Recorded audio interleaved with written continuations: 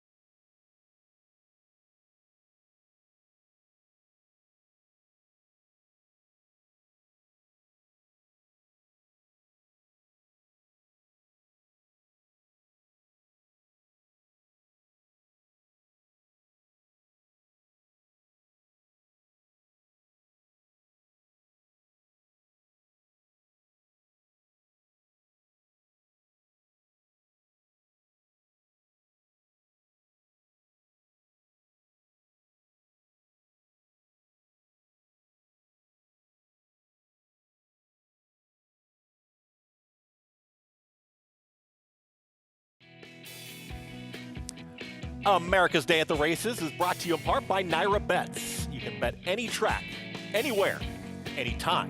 Visit NYRABets.com or download the NYRA Bets app to get started. Get that in Arizona now, too. How about that? That's pretty big news. Added to the fold there for the players there getting involved with NYRA Bets. There's Tampa Bay Downs taking a look at their paddock as the horses are getting set to come onto the track here for today's 6th race. Got a field of 9. They're going to be going the 6 furlongs. It's a maiden $25,000 race, so a maiden claimer, of course. And you got a short price favorite in the 4. This is on tape delay, this post parade. What'd you think? Yeah, the inside horse was 102 to 1 last time. At this level, that's a really hard thing to do. There you do see the number 1, Bundele, and the number 2 is going to be Kiss Me for Luck. We're going to get that horse here in just a second. Talk about the 2. Yeah, this horse actually got bet last time, but didn't do much running. We'll see if maybe they figured out what the issue was. The 3 is going to be Holy Spicy at a big number. Yeah, horse has been running on the synthetic. Horses that have been running on the synthetic have run well, but this one's 49 to 1. I don't know about this one. This is the horse that's taking all the action right now, the Mike Deeney runner. 0 for 17 at the meet so far, but Precious Cat is the 4. Yeah, I mean, look, the horse is 0 for 3.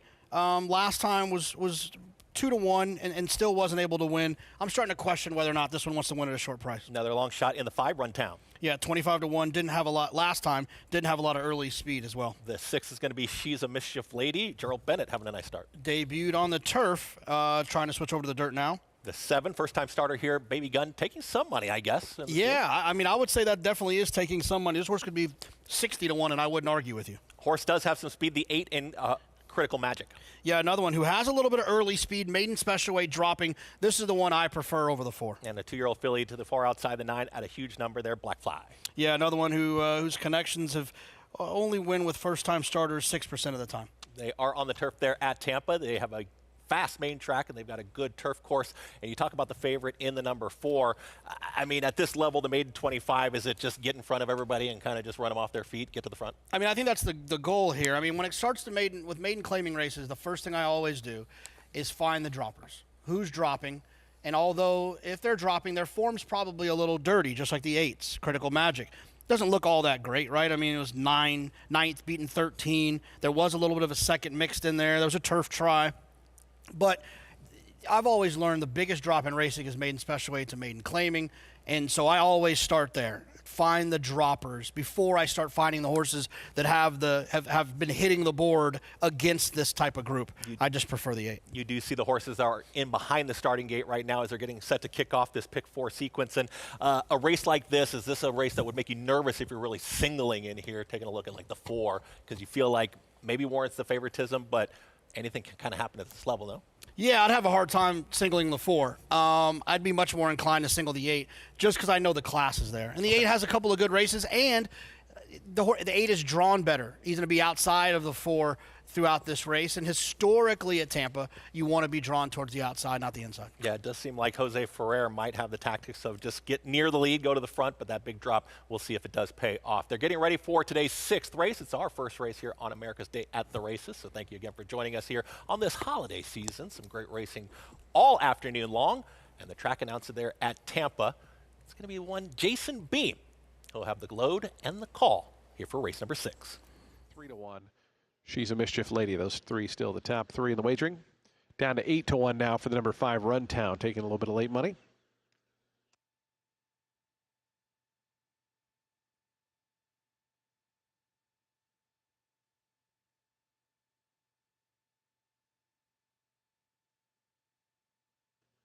Here's Precious Cat coming up. Critical Magic and Black Fly going to be the final one to join. Black Fly, one of 2 first-time starters in here. Number 7 and 9 making their debut. Critical Magic's coming up. Black Fly and Wesley Ho to the outside. Starter Eddie Boobles moves across to the front of the gate. He'll send them on their way here in today's 6, late pick 4 time at Tampa. As they're in the gate. And the race is on. Kiss Me for Good Luck and Baby Gun both away a half step slow. Critical Magic toward the outside. Bundalay down at the fence is the quickest. Bundalay up to poke ahead in front of Critical Magic away now second. Then comes She's a Mischief Lady the Gray third, just a length and a half off the top.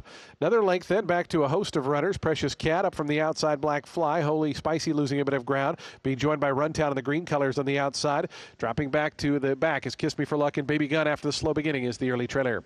Up the backstretch toward that far turn. 22.67 seconds for the opening quarter mile. Bundalay in front. But now Critical Magic pressing closer on the outside. They're a length and a half ahead of Runtown, who moves up nicely now to take over third. Back fourth is Precious Cat. The favorite's only 2 lengths behind, though, as they wind around to the top of the stretch. Critical Magic. Here's Runtown up on the outside coming after that one. Bundalay is now back third. Precious Cat going to switch to the outside for the drive as they come to the top of the lane. Runtown up alongside of Critical Magic. Runtown goes to the front, but lugs in there momentarily. Critical Magic had to tap on the brakes. Meanwhile, Precious Cat down the outside going to try to reel in this leader. Runtown, Precious Cat. These 2 coming to the 16th pole. Precious Cat on the outside. Precious Cat forges to the advantage. Runtown, valiant but second best today. Precious Cat wins it. Runtown was second. Third got close. Might have been Holy Spicy over Critical Magic. It's a close photo there for third and fourth. The 2-year-old filly there, Precious Cat, does get the victory. Talking about the Mike Deeney owned and trained. It's always nice to see there when you can double up there for the connections. But Cipriano Gill seemed like they want to be off the pace a little bit, let the speed come back, and then get the victory. Absolutely. It's the game you have to play when you look at these maiden claiming races. You have to identify the horses that have been running well at the condition and how they're going to stack up against the horses that are dropping or first-time starters, to throw that into the mix as well. and the 4 was clearly the best in this race. The 8 had no excuses down the inside. Obviously, they didn't really persevere through the stretch. He must have felt like he was pretty empty there, but Precious Cat found her friends here today. It was the 4, the 5 rounding out that exacta there, improving off of the first start, and Runtown ends up rounding out that exacta, so we'll see how that does come back when we cover plenty more there at Tampa Bay Downs. Well, we are right here in New York, and of course, being in New York, we're excited for 2026. I can't believe it's 2026 already. Can you believe that? Yeah, it's insane. Time really flies, but as we get towards the end of the year, you start looking forward. You start looking forward to next year, and you got to be excited about this schedule. We've got the race dates. Going to be 196 days of racing, and you take a look at the Belmont Stakes Racing Festival, of course, at Saratoga. We'll be back there one more time. Closing day right here at Aqueduct, where we're sitting right now on June 28th. The 46-day Saratoga Summer Meet from July 3rd to September 7th. And then the tentative opening day at Belmont, September 18th. It doesn't get, we've had kind of some time and some build-up, but it's an exciting time.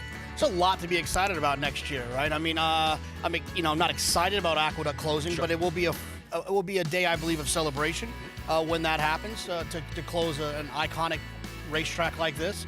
Obviously, the Belmont Stakes Racing Festival has always been fun. The last couple of years we've had it, it's been really cool. And it'll be nice to have it for one more time. And then it'll be nice to go back to Norman, go back downstate to the new beautiful Belmont Park. And then also the 46-day meet. Look, I understand people how they feel. The 40-day meet is where we want to be, and we'll get back to there very, very quickly. But I will say this. I'm kind of excited about the short week for the 4 weeks or the 3 weeks in July. I think that's going to be pretty cool. The excitement, I think, will be there because you know that once it gets to August, it really kind of changes quite a bit in terms of how many people are there. I'm excited. And then obviously the new Belmont's going to open. So a lot of really fun, exciting days to look forward to next year for New York racing. Yeah, and talk about getting back to that tradition of the 40-day meet there in 2027. So much to look forward to in 2026 and 2027. So we got race number 5 coming up at Oaklawn Park, and we got a post parade that's going to be right on deck, 7 minutes away from their 5th. Taking a look at it, 6 furlongs, claiming race, state breds. These are the same types of races that you're going to see quite often there in Arkansas. They get a real opportunity at Arkansas.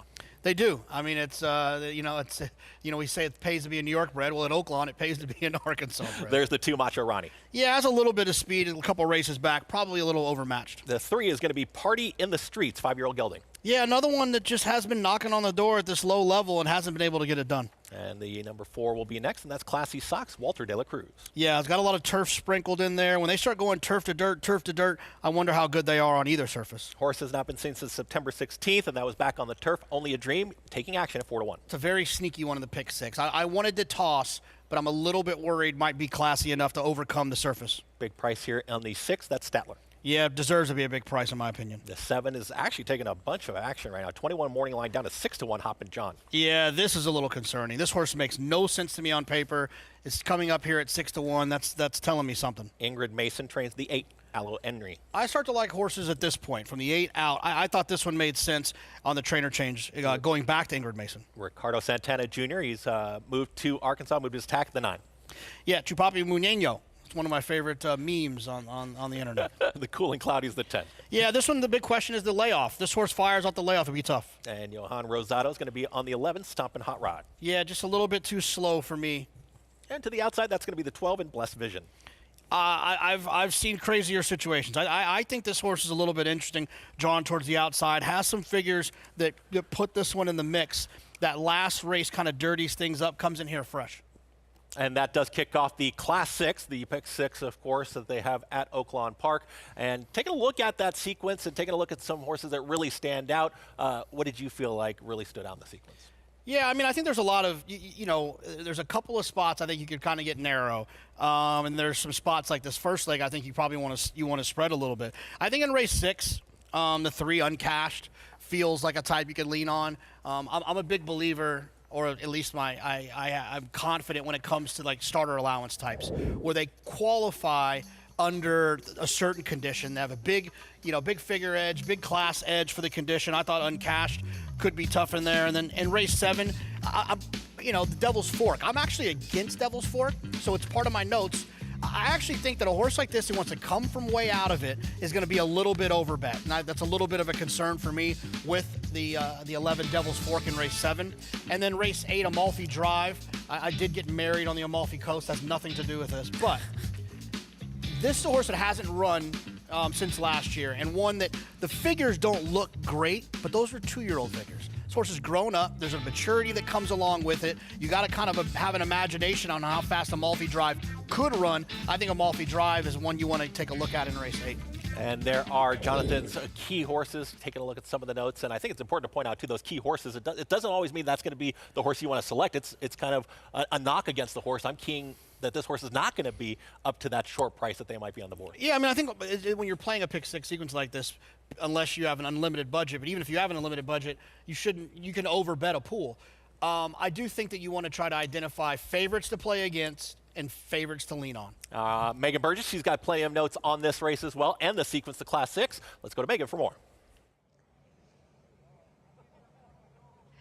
Well, I thought this was actually I thought this was a difficult race to start the pick 6. As you can see on the top board, I went to the number 9, Chupapi Manyayo there. I thought he just made sense as far as the consistency in terms of his figures. The number 10 I thought was kind of a 1-number horse, and I thought he made sense amidst this group of state breds. But as far as looking to that starter allowance with a big class edge, the number 3 uncashed later on this card, I agree with JK. I think that horse just is going into this race on a precipitous drop in class. And as you can see up there, Larry Ravelli doesn't chip here very often, but when he does, it means business. 3 for 7 in the last 5 years. 5 of those runners have come in the money. Certainly one you do not want to leave out, and a favorite to lean on there in race number 6, the race number 9, number 3, Kalahari Dreams. I know he's going to be a short price, but in such a wide open field, I find that he's kind of raced into that form. It is his stakes debut, consistently as mentioned there in his best form, and he's a versatile sort that I think can sit just off if others get aggressive in that spot as far as the trip dynamics are concerned. But guys, this $45,000 carryover, it's going to be a tricky sequence as we saw last weekend, Chris. Yeah, taking a look at this tricky sequence, as Megan's pointing out, a carryover over $45,000 with that $1 minimum. You start to get the temptation, like, I want to play this bigger ticket, but it can be tough at Oaklawn Park sometimes to really find those gems in there that you can really hone in on. You got to zig and zag. I mean, if you've been around this game long enough, you can basically make a case for every horse in every race. I've seen every type of horse win, but you have to have a little bit of conviction. You have to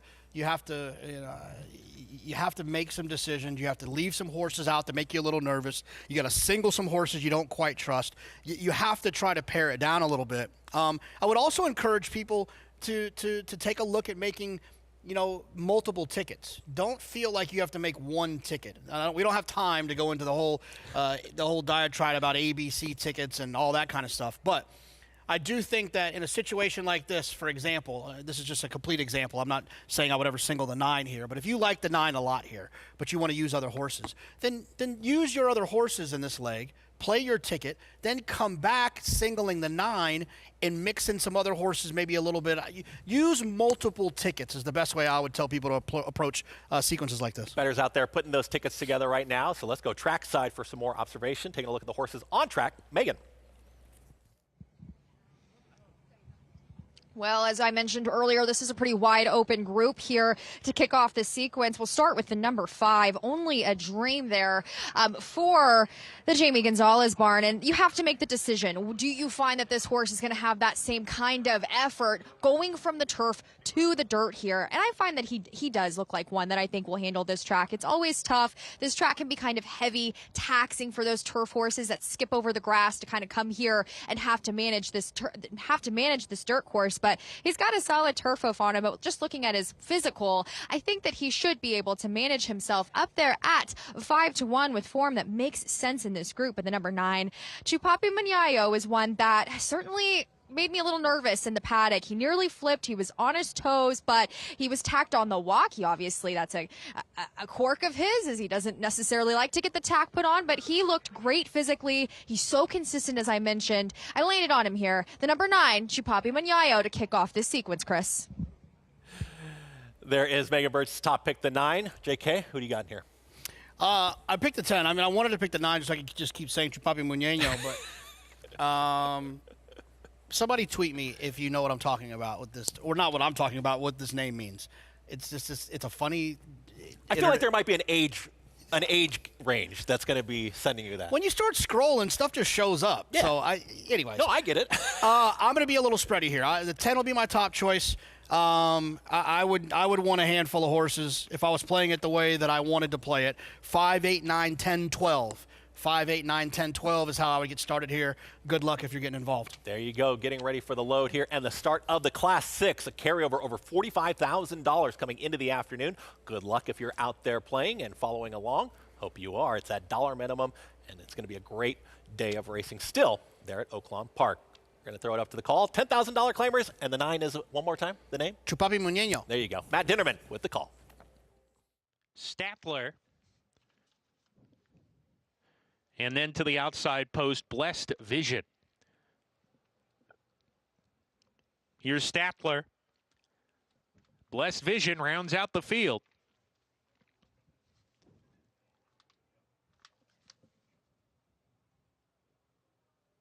We're ready to go.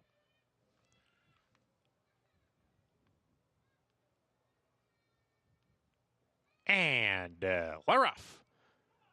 Stumbling after the break was Cool and Cloudy. Drops towards the back of the field here. Macho Ronnie firing to the lead from Classy Sox, who's pressing from the outside second. A wall of runners in the third spot. One of them stomping Hot Rod. Also there is Only a Dream.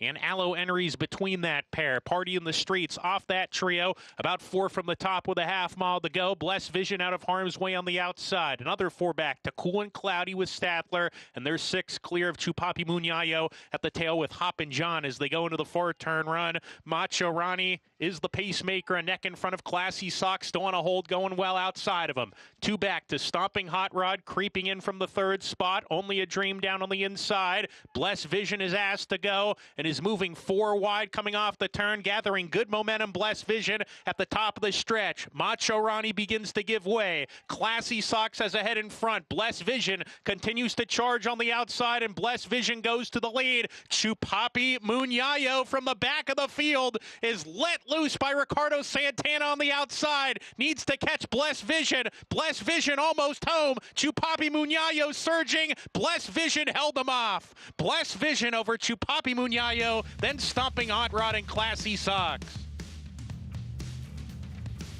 And one of the horses that you did include on that ticket, JK, Blessed Vision, lugging in a little bit there through the stretch drive, but was able to hold off the charge of Chupapi Muñeño in the stretch. Yeah, I got a little desperate at the end there. The horse, the 12, Blessed Vision, made a little kind of a middle move.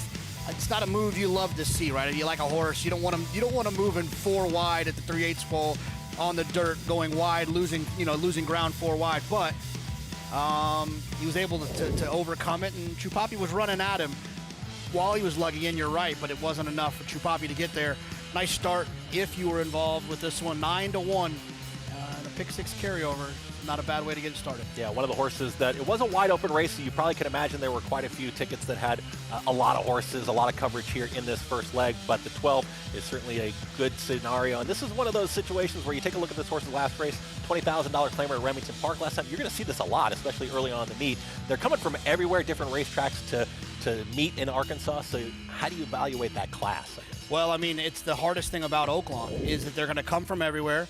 And that makes it very tricky to understand and evaluate that form. The one thing I'll tell you is to trust speed figures. The science of speed figures, it's not an exact science, but it's the best science this game has to offer, where it's designed to to compare numbers, different surfaces, different places, different distances.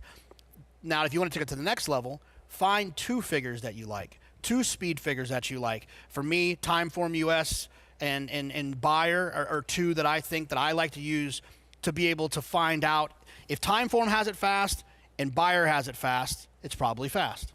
If it's both have it slow, it's probably slow. If it's in the middle, you've got an opportunity, one way or the other. All right, and we've got a Steward's inquiry up on the board right now. Hearing it's a rider's objection, and it is going to be the 11 who ended up finishing 3rd in Stomping Hot Rod against your unofficial winner, and it's going to be for that lugging in there in the stretch. We saw some of that lugging in. Did you see enough?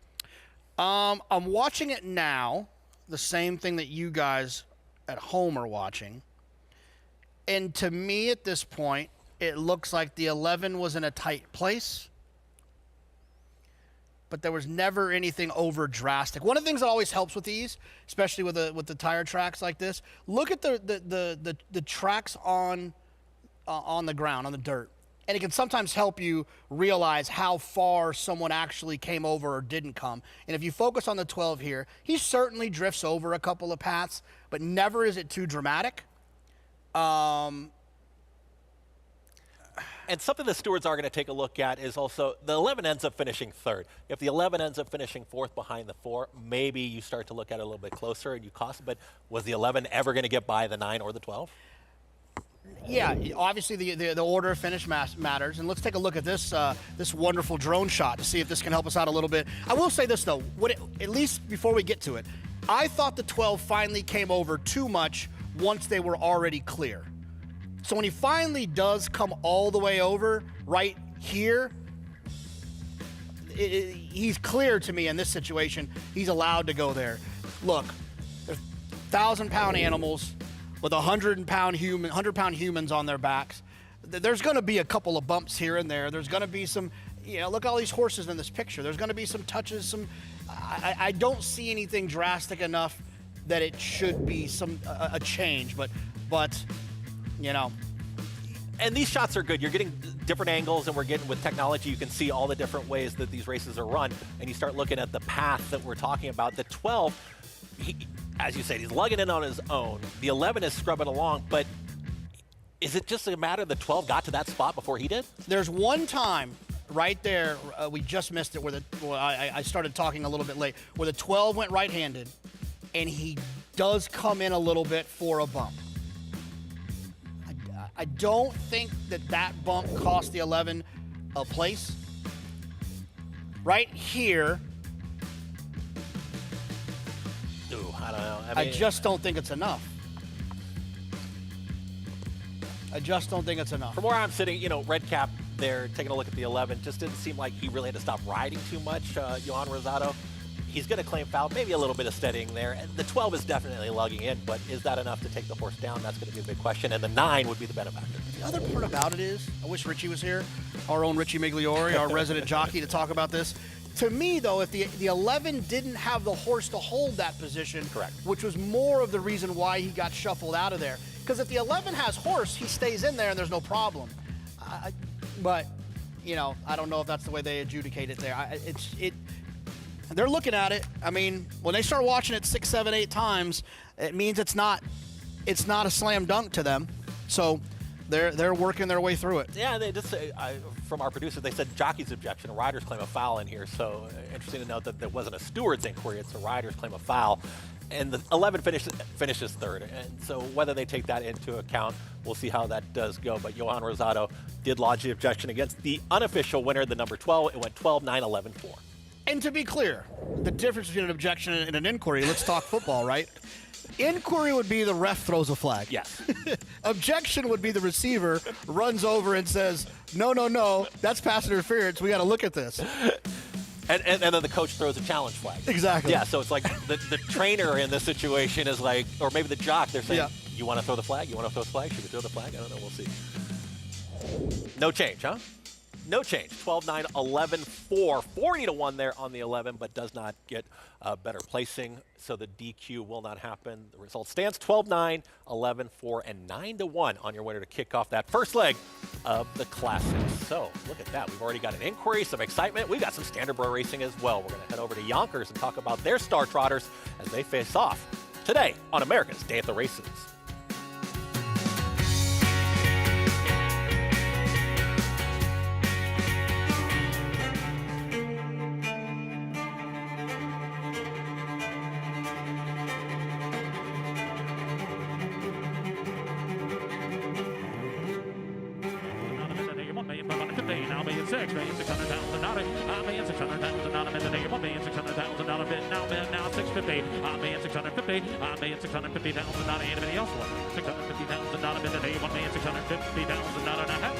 $1,600,000, thank you.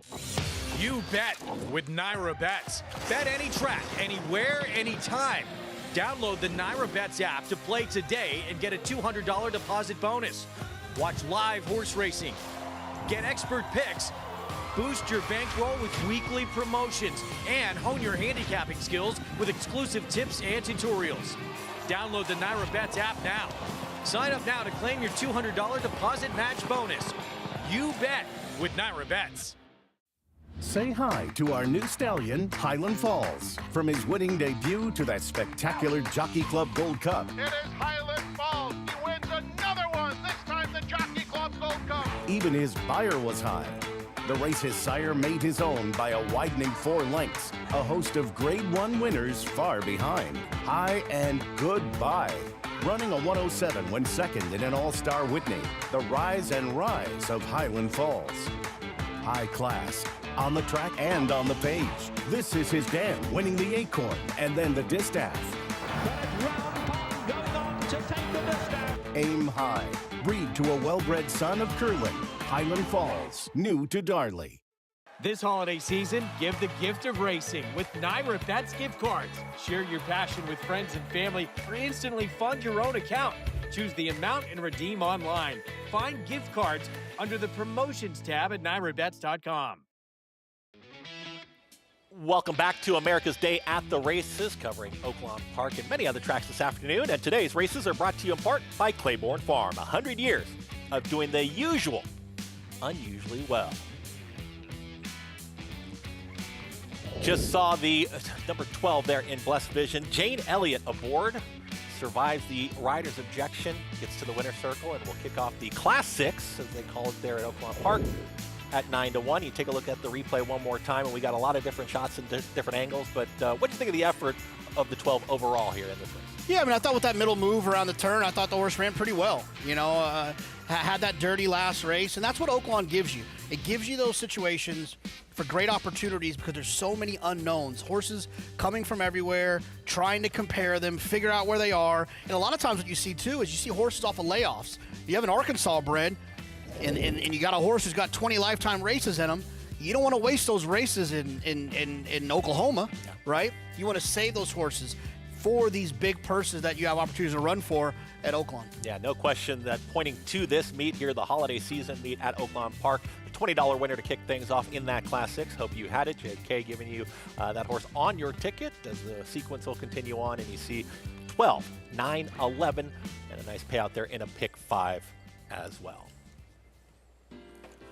Following along here in the sequences, we'll take a look at the sequences in just a moment here as we do have the 6th race coming up at Oaklawn Park. And this is going to be one of those starter allowance races you were talking about a little bit earlier. But when you point to this meet, you really have to look at these starter races because you can claim those horses. If you get them at that right level, you have a real opportunity here with a $48,000 purse. Yeah, I agree. I think uncashed, the 3 looks tough in here. So I singled to the pick 6. So I'm hoping that uncashed can get the job done. He's a horse that has a lot of early speed, has some good final figures as well, and that's a recipe for no one can really get in his way if he's ridden aggressively and no one jumps up and runs a lifetime best. You are going to get a rider change on the number 3. Joel Rosario was, or excuse me, it's going to be Eduardo Gallardo, excuse me, not Rosario, talk about him later, but Eduardo Gallardo at 6-5, so a pickup mount there for the job. Yeah, that's not a bad pickup mount. You know, when you pick up a 28-1 shot, that's one thing. Picking up a 6-5 favorite, that's another. Yeah, your agent takes that call and says, yes, we will be right there. 6 furlongs is going to be the distance there in a starter race. Megan Burgess is still track side, and we just saw a 9-1 winner get home there. The sequences do continue on, but what do you continue to see down there, Megan, as we continue on with this day in Hot Springs? Well, just seeing all of these trainers from, as mentioned, kind of a melting pot of jurisdictions here at Oaklawn Park. We saw in the last race, Jane Elliott getting her first win of the meet there on the number 12, but lots to look forward to. The likes of Mark Cassie really having that big presence here at Oaklawn with some of those stable stars as he leads among the rankings thus far. You see Kenny McPeak up there getting some wins, and Lindsay Schultz had a tremendous week last week. She was able to win 2 races with 2-year-olds, which can be quite the task here at Oaklawn Park. And Peter Miller there with a stakes winner, and Dirty Rich there in the Advent Stakes. And Ray Ashford Jr. has a very talented colt on his hands, and Code, who we saw earn a strong Beyer speed figure in a Tour de Force performance and Maiden Special Company. So we'll take a look at the top 5 jockeys coming in this very robust colony. We mentioned at on opening day just how challenging it's going to be, and the Oaklawn homers are holding their ground as Christian Torres leads among them. Ramon Vasquez had a big opening day, 4 wins with Emmanuel Escobar, Francisco Arrieta. Familiar faces up there. Luis Saez managed to get that win in the finale on Sunday from those 22 mounts. He'll be obviously a huge commodity as he's planning on being in here in the holiday meet. We'll see if he stays with us through the classic meet that begins after that 3-week break coming up for Southwest weekend. But Chris, it looks like the Oaklawn Park regulars are holding their own, and we'll see if Mark Hasse can continue on that momentum here as Steve Asmussen knows his way around Oaklawn and swept the early double today, Chris. Yeah, well said, Megan. And take a look at those standings, of course. Very familiar names we're familiar with, but when you see a lot of different jockeys, see different people in the program, some of the cream does rise to the top. And Saez a little cold to start the meet, but I think he's going to pick that up. Yeah, those guys are going to be fine, you know, especially the really established, you know, I want to say New York riders, but the established higher level grade 1 every time, Breeders' Cup, Derby, Triple Crown type riders. They will. They're going to get a lot of business because a lot of owners pay attention. Yeah. And when they can talk to their trainer and say, "Can I get Luis Saez? Can I get Joel Rosario?" That goes a long way. And name recognition too. I mean, the Absolutely. bettors know who they see in the program. Ricardo Santana as well, who's won about 97 titles down there at Oaklawn Park. Yeah, very, very contested battle there for the jockeys and the trainers. Mark Hasse at the top. He's another familiar name right here in New York and the sport overall. We're on the turf here for race number 7 as they are getting set to load. Quick thoughts here. I got to say, the 2 wise words, taking all this money from an inside draw for a horse that has never run on the grass, that is screaming at me that this horse is likely very live. And you see the even money favorite there in the 7, Sam Marin, Carlos David. Plenty going on here. It's a maiden claiming race that's coming up, and they are going to be on the turf, of course, this afternoon. Jason Beam will have the rest of the load and the call here to start another sequence there at Tampa. Magnus Gold in the house gold colors to gate 4. The final 2 will be Coastal Appeal, and Gimme Me Bit will be all set for a start here as Rageville's backed away.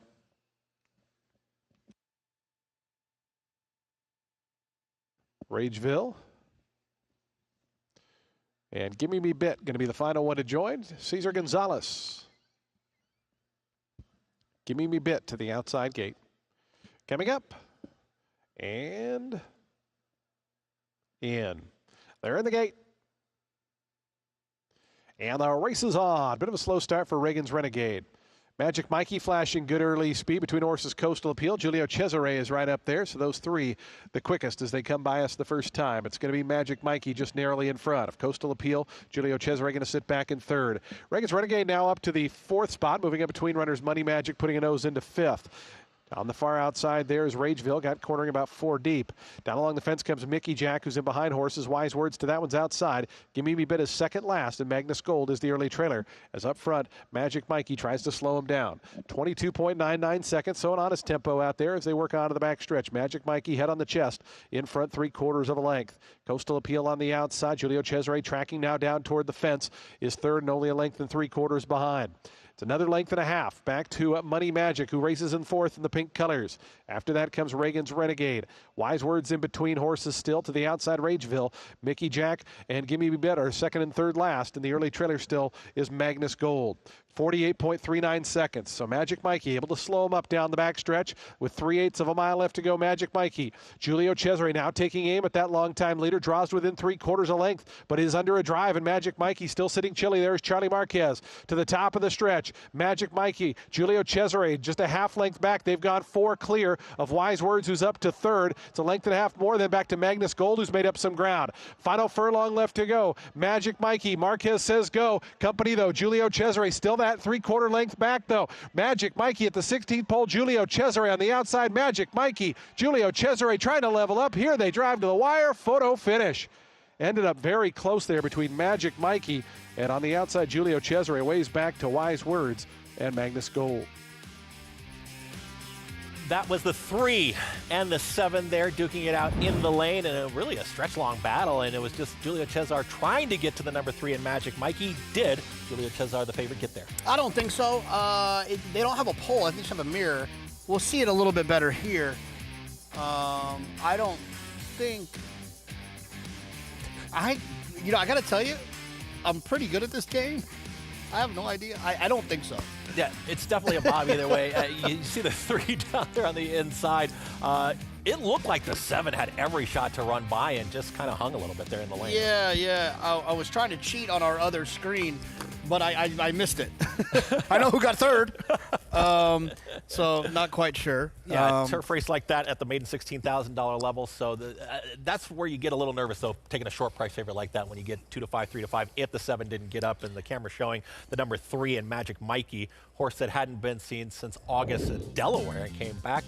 Camera showing it right now. You do get a head bob. No, yeah. The 7 didn't get by. Yeah.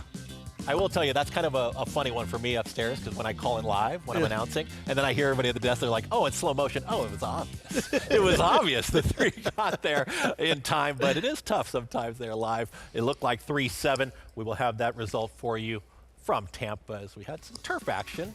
Still so much more to come. So we're going to take a quick break, and we're going to talk more about Oaklawn. They've got another great sequence coming up. Pick 5.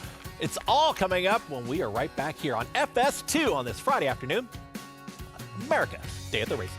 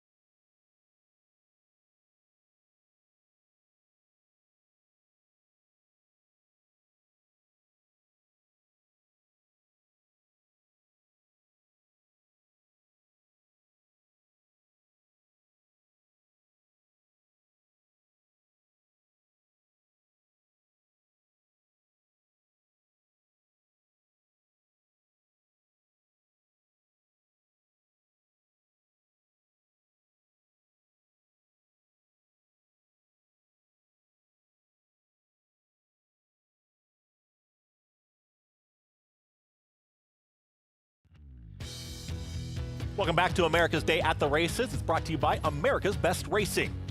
Making the sport easier to follow, you can explore stories, betting tips, and race day insights at americasbestracing.net.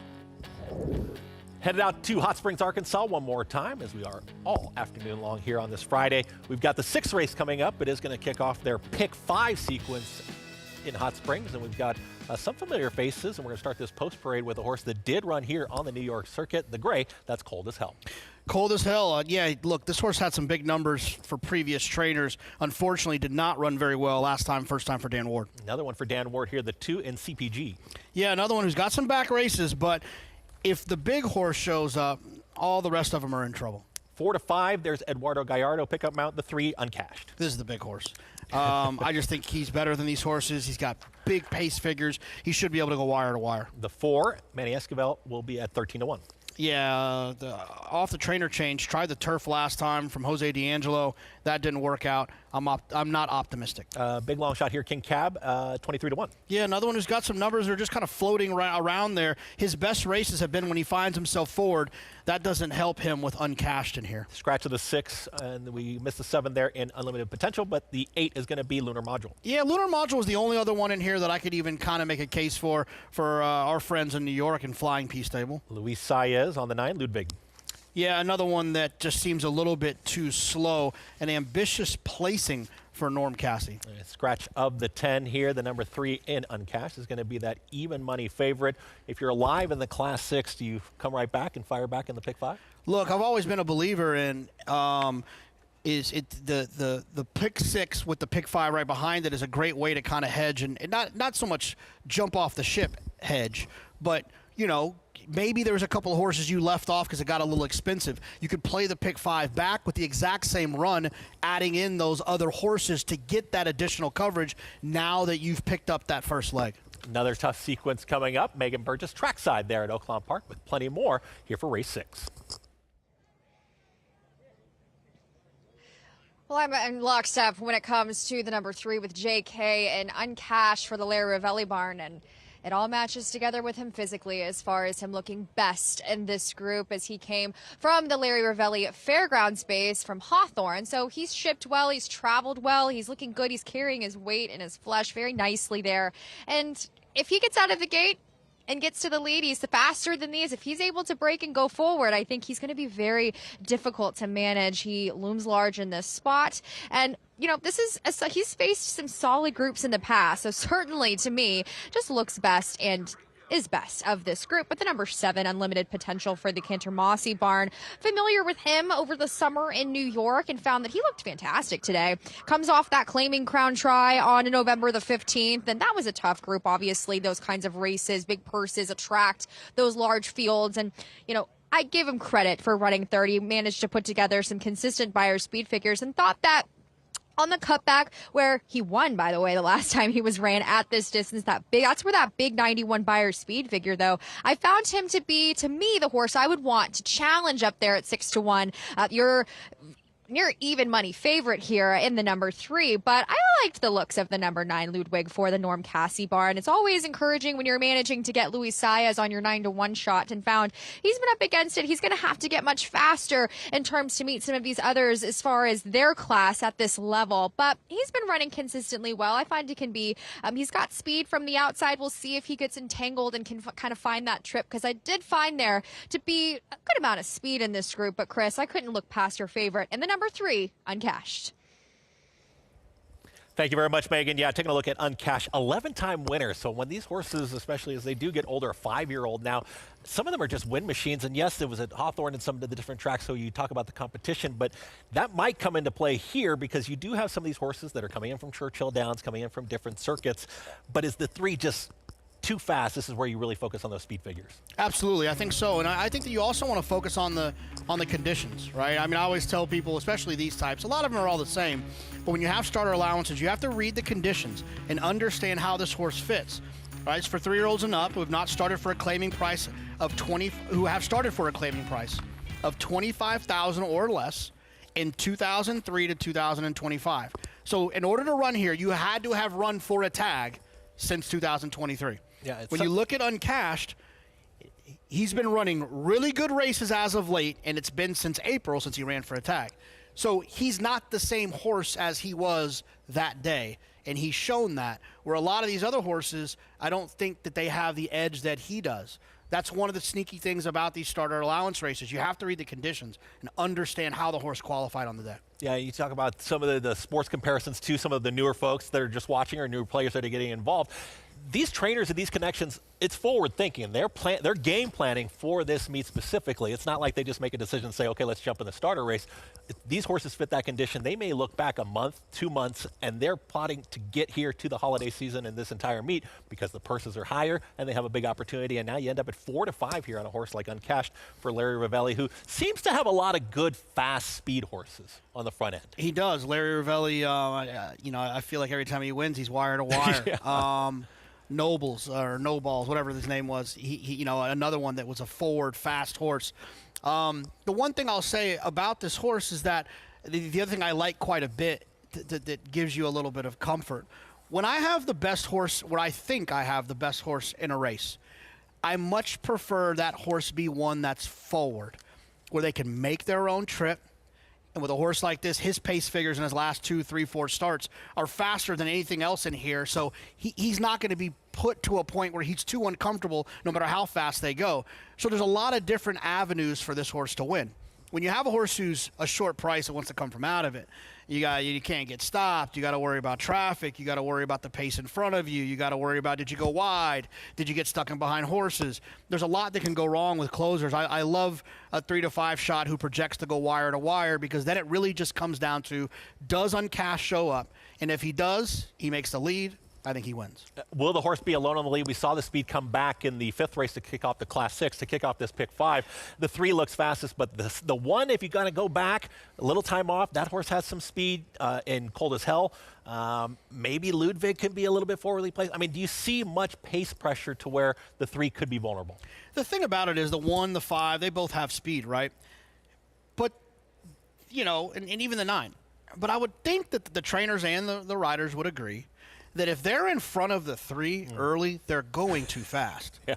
So there's going to be a point in which they're going to pop away from there to see what happens with the 3, and there's going to have to be some decisions made. And I'm very hopeful that Gallardo on the 3, there was a rider change if you're looking at your program. The 3, I am hoping that he's aggressive. Make them go faster than you. Make them all work. Because the other thing is the main competition, in my opinion, are all horses that are a little bit forward. Horses that are going to be a little bit closer. It's not like there's some deep closer that's going to be, that's 5 to 2, that's waiting, just needs that horse to get hooked, and then they're going to come swooping. So I'm very hopeful that it's a bird that behind happens. you. That's wild, huh? These Yeah. birds, huh? Yeah. There's a pigeon in here. That's okay. Yeah. Well, okay. Well, I hope he's okay. Loading here for race number 6. Taking a look at this pick 5. And the number 8, I'm going to ask you one last thing here. Ricardo Santana Jr., this horse does seem to kind of stalk, come from a little bit off of it. Is Ricardo going to be a little bit closer, you think, or is he going to be able to wait? Ricardo's good because he's aggressive. This horse will be a little bit closer than I think the past performances suggest. All right, I hope the bird's okay. Race number 6, the pick 5. It is here, and it's Matt Ditterman, track announcer there at Oaklawn Park all season long with the call. We're ready to go.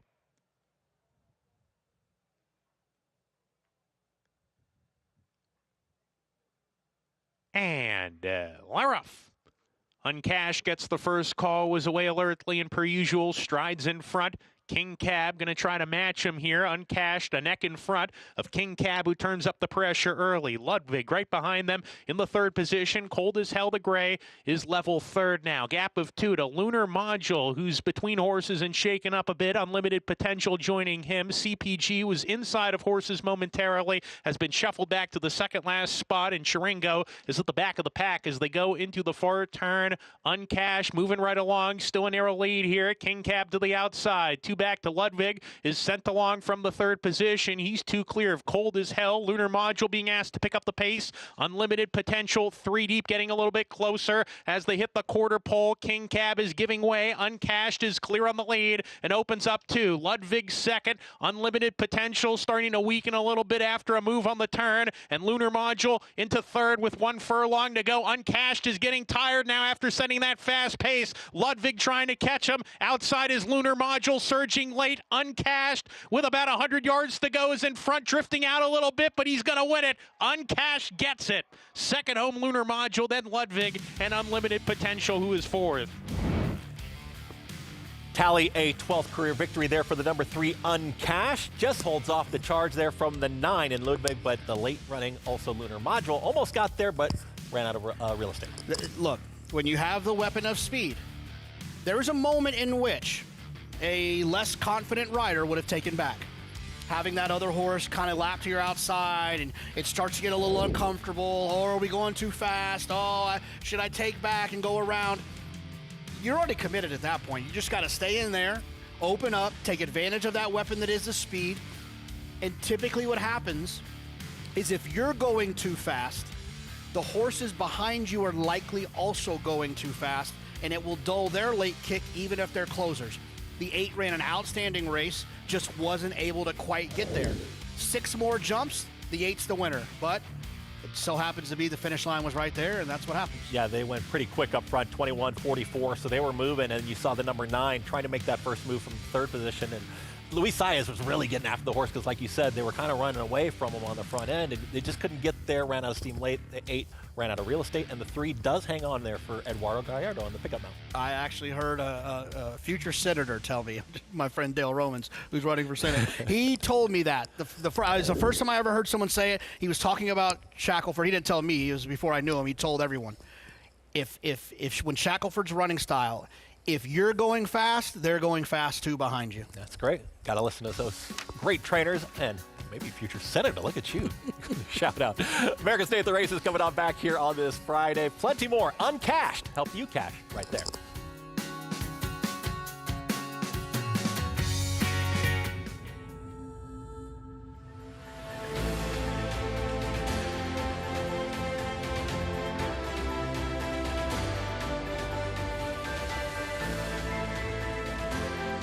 Olympiad gets the gold in the Jockey Club Gold Cup. And then at 410,000. There's your winner, 410,000. $400,000.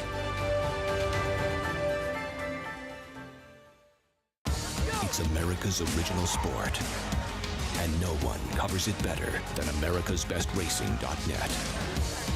From the sport to the lifestyle, the best races, horses, and destination venues, cocktails, gambling, fashion, and more.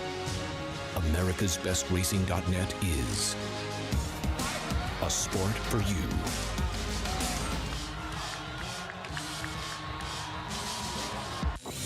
You bet with NYRA Bets. Bet any track, anywhere, anytime. Download the NYRA Bets app to play today and get a $200 deposit bonus. Watch live horse racing. Get expert picks. Boost your bankroll with weekly promotions and hone your handicapping skills with exclusive tips and tutorials. Download the NYRA Bets app now.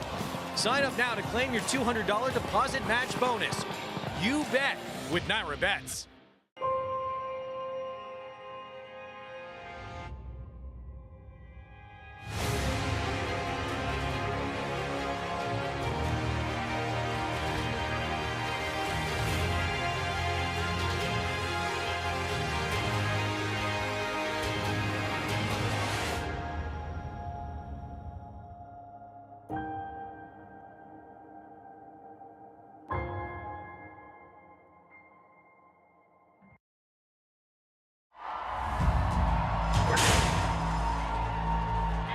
Leroff, good beginning from Cole Battle, the springboard mile winner. And for the Lonnie Briley barn, it's the pride of Remington Park. It's Cole Battle and the Smarty Jones. Leroff in the southwest. Sandman trying to dive after him, but it's going to be Speed King. Speed King all the way. We're ready to go in the Rebel. And Cole Battle, 16th left for the Rebel Stakes win. He's on top from Maddocket Road. And Sandman, who's run out of ground. Cole Battle, the story continues, this fantastic story. They're off in the 89th Arkansas Derbies. It's Sandman in front by 2. Publisher is second. And Sandman, he's run his A race and he gets a confidence booster heading to Kentucky. Sandman does it. The son of Tappan for Mark Cassie and Jose Ortiz. And there is the road to the Kentucky Derby, of course, and the route going through Oaklawn Park. They'll have plenty of opportunities. The Smarty Jones, the Southwest, the Rebel, and the Arkansas Derby. Plenty of points are on the line there for the winners in that road to the first Saturday in May. And it's always nice to we have our projections, our picks, our analysis. We take a look at different names, and you always see kind of those new stars arise as we get towards the Kentucky Derby. But the horses really tell the story themselves. When they go out there and prove it on the racetrack, that's when you start to see all these new faces and our future stars emerge. That's what's fun about the road to the Derby is that it's every year it's different. You know, there's times where in January I think a horse is going to win, and then they show up and they win in May. Yeah. Then there's been times where there's a horse I like in January. Horse doesn't even make the starting gate. It's what makes it so exciting. You never know what's going to happen. You never know where they're going to come from. And Oaklawn has, I would say, arguably one of the greatest 3-year-old roads to the Kentucky Derby with all the money they have on the line. They're big races. Really looking forward to that. There is Uncashed. Heard Matt Dinnerman in the call. A little leg weary late, but went very quick up front. But this horse knows how to win and just held off the charge there on Ricardo Santana Jr. on the 8 in Lunar Module. I would much rather my riders err on the side of aggression. If for whatever reason during that race, if Gallardo decides to take back and be a little bit more passive, I'm on the best horse, I'm going to win anyways, let me take back, let that horse go, and then I'll go around him late, there is a 0% chance he wins. Lunar Module wins by 3 lengths if that decision's made. Sometimes you got to dance with the girl who brought you, and that was speed in this horse. Stay there. Keep going. Race number 7 is coming up there at Oaklawn Park as we saw the favorite get home there. In the first leg of the pick 5, we have the number 1 right now in Clear Echo. Manny Esquivel has the mount here at that $20,000 claiming level. Again, we're going to go 6 furlongs. You'll see a lot of these sprint races there at Oaklawn Park, so looking forward to that as well. I think we're going to follow along the sequence, take a look at some of our winners so far on the day. We've had the Classics, the pick 5. We've got to get used to all these names. We've got the Get Out pick 3 that's going to be coming up a little bit later on too. But you get a $20 winner to kick off the sequence, and then you get your favorite home. So if you went deep in race 5 and maybe a lot of singles there in Uncashed, you're looking strong in that total pool over 100,000. Yeah, when you get a $20 horse, the rest of it kind of stops mattering at this point. You just want to hit it. Right. It doesn't, like, whatever. I mean, I obviously want to root against favorites and stuff like that to try to make the payout a little bit more attractive. But at this point, you just want to hit it because it will be okay if you have a horse that paid $20. Do you really start tallying it up? Like, as you start seeing some of those prices in there, you're like, okay, this it's impossible. I mean, I think I have a pretty good radar when you get alive to a pick 5 to kind of think or a pick 6, what you should be alive for. Yeah. But I like to be wrong. I like it when it's much higher. Megan Burgess there, trackside, and we continue on the sequence. Saw the favorite get home. Will that trend continue out there in Hot Springs? Well, we shall see, but looking ahead to next week, or excuse me, not next week, tomorrow there, very exciting to see the likes of Rattle and Roll here returning off of some pretty competitive efforts in graded stakes company. As we look ahead to the Tinsel Stakes tomorrow, they will go 1 mile and 1/8 on the dirt here as he breaks from the outside there with Joel Rosario aboard. Hopefully he will be returning as he is off of his mounts today, as mentioned, but Kenny McPeak is pretty confident in this horse, as he is one that does tend to need a little bit of a setup, and I will say he has been outrun a bit as of late, but he's the type that class will certainly be one as far as prevailing in this group, and he didn't win all that well last time out in the Grade 2 Clark. He kind of gave himself a little bit too much to do, and as mentioned, he can be pace dependent, but I mean, if you look at his resume, $3.5 million in earnings. He is a world traveler. He has gotten his passport stamped, and he could very well look to get his passport stamped even more, as a win here would certainly be the catalyst to potentially a start in the Oaklawn Handicap later on this meet, or potentially, per Kenny McPeak, even sending him on to Saudi again. So we will see. It always is the first step here, as this looks to be kind of the springboard into his campaign next year, guys. But he looks tough. We'll see if someone can get the better of him tomorrow. Thank you very much, Megan. Yeah, taking a look at some of those veteran campaigners, and it's nice to see a 6-year-old horse that does stick around, over $3.5 million in earnings. And you know, trainer Ken McPeak, he's going to give you an honest opinion about the horse too. Look, Rattle and Roll got that big check last year at Saudi. If I was them, I'd be pointing back there as well. That's going to be tomorrow in the Tinsel Stakes, but we got plenty more, including the Silk Stakes coming up later on. So come on back here to America's Day at the Races on FS2.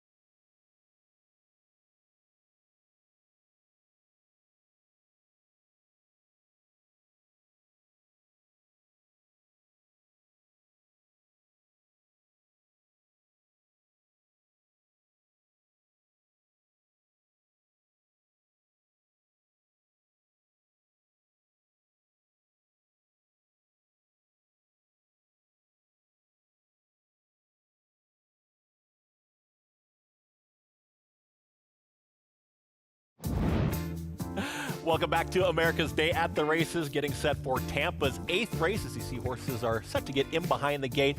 Kind of important to note here with a few scratches in there that the number 14 Dundee did draw in and is currently 2-1 your favorite. Well, Michael Scott somewhere, he's going to be proud of the Dundee on the outside. Here's what I'll say. Once upon a time, Wesley Ward won a big race from the 14 hole with a horse by the name of Golden Pal. Now, I'm not saying this is Golden Pal at all. What I'm saying is that sometimes, just because a horse draws so poorly to the outside, they get a little ignored. Their price can creep up a little bit. It happened with Classic Empire a few years back in the Breeders' Futurity. It happened with Hit It a Bomb in the Breeders' Cup Juvenile Turf at Keeneland. And I think it's going to happen again here with Dundee. I'm not cutting in line to, like, mortgage the house at 2-1. I'm just saying he probably deserves to be a shorter price if he drew into the body of the field. Yeah, as a bettor, you do have to pay attention because those also eligibles, you're kind of like, okay, they're on the outside looking in, but they get in, and now Dundee is taking the action at 2-1. 7 furlongs is the distance. It's a $10,000 claiming race. Looking forward to this 8th race at Tampa Bay. Jason Beam, their track announcer, with the call. Rodriguez, now a 7-pound apprentice after his 5th career win the other day. And Dundee joins the ranks. They're in the gate. And the race is on.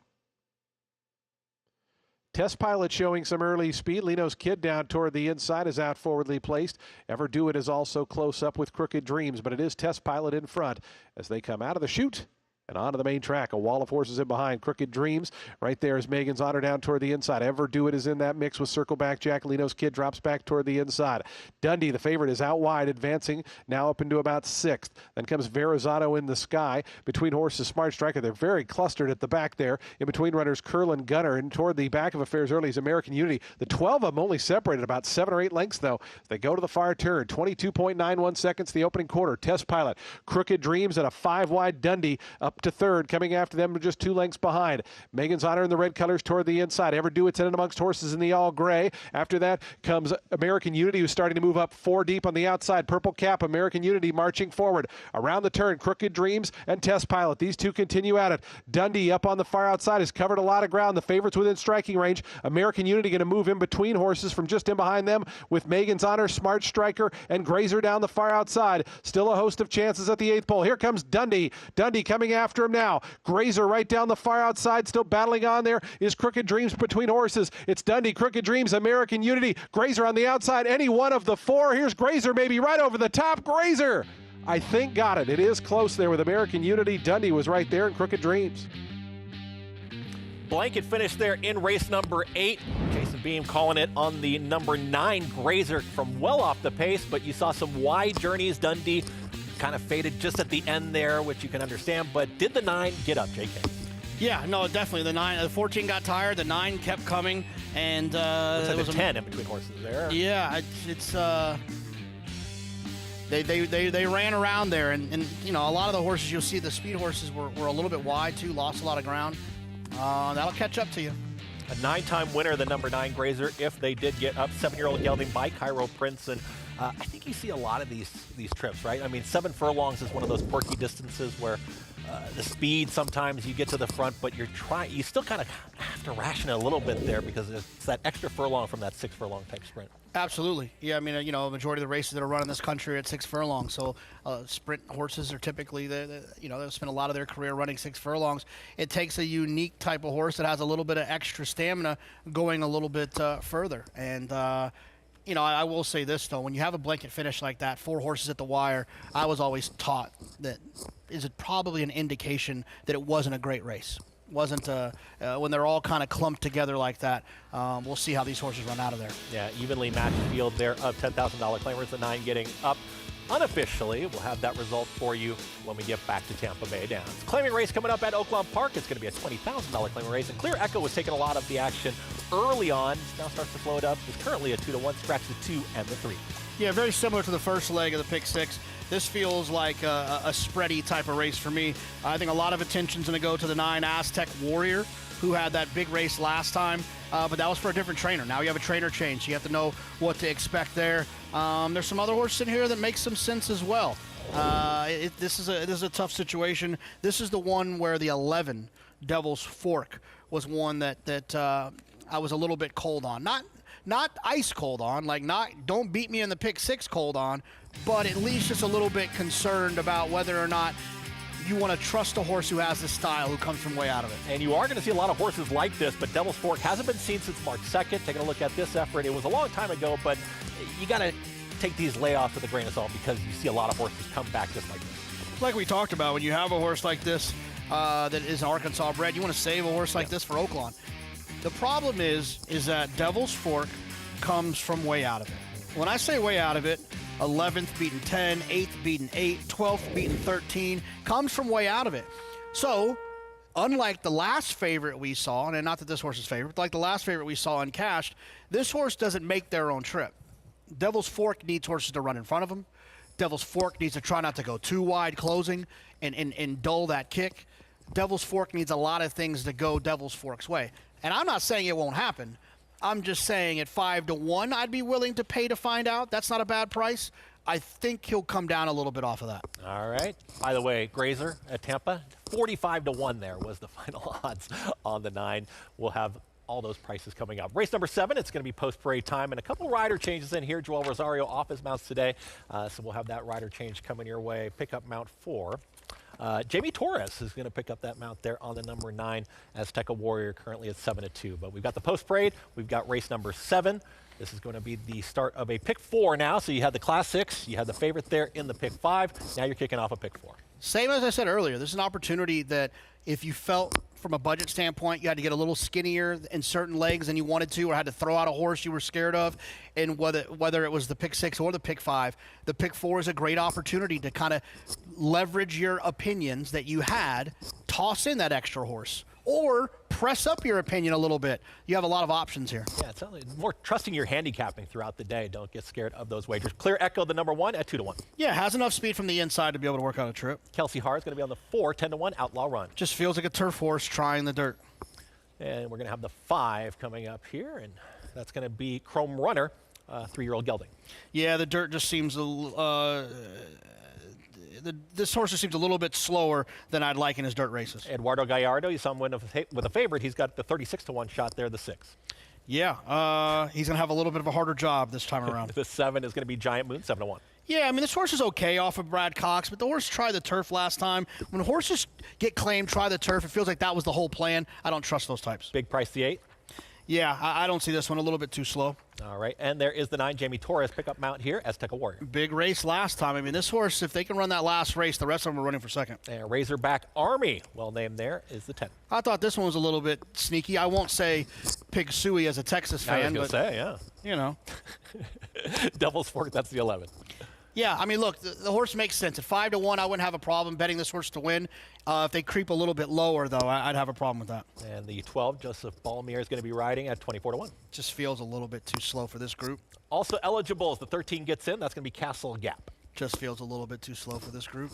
And the 14 is going to be at 33-1 here. Taking a look at the Ronnie Cravens trained Lord Hennessy. And you guessed it.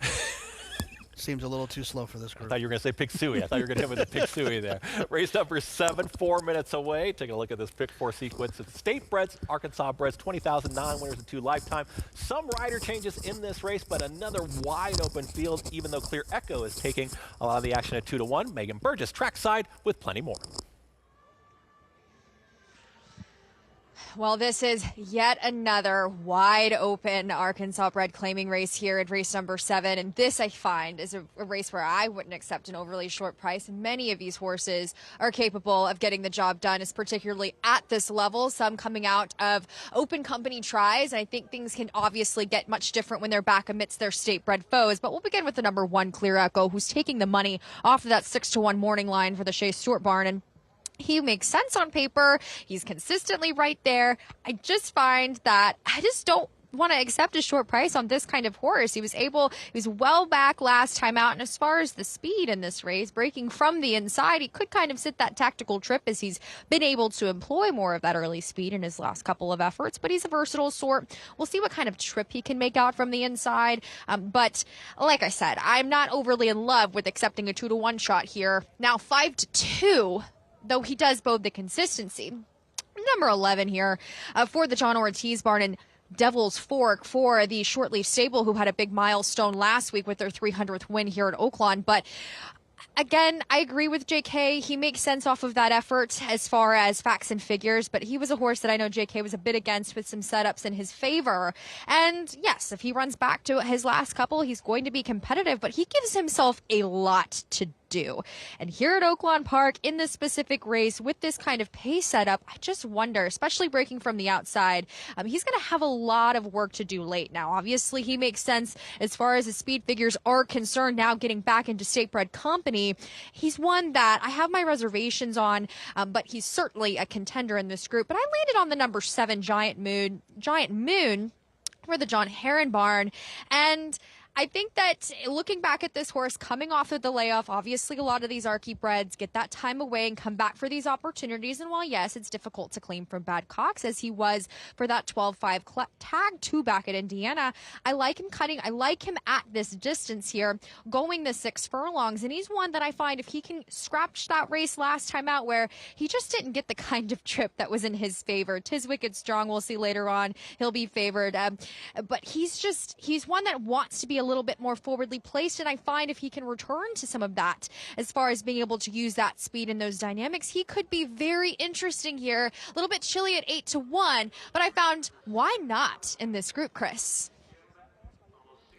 Thanks very much, Megan. And taking a look at the field as they are on the track here for today's 7th race. And Megan was speaking about the speed, but does it seem like there's real true speed, not like uncashed situation that we just saw in race number 6, but is there somebody that can really run off on this group?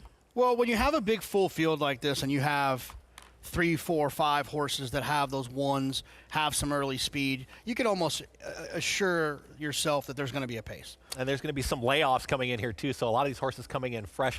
This is a race. I take a look at a $20,000 winner to 2 lifetime.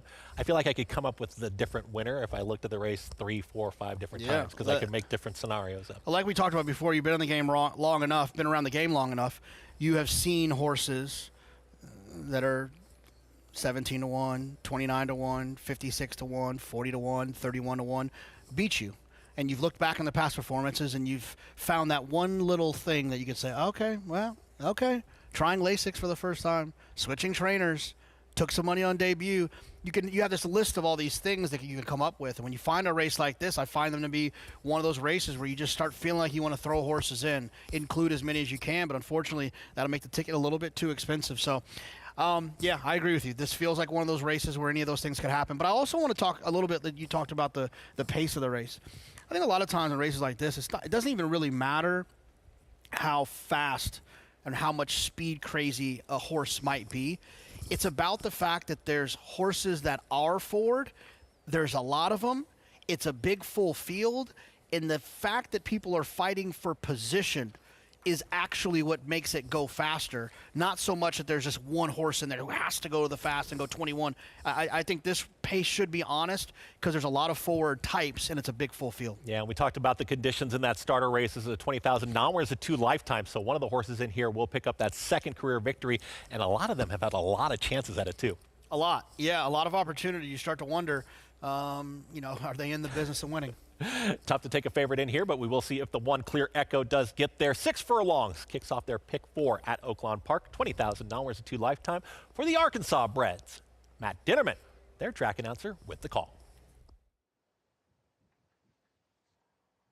Dawn Strategy, Castle Gap.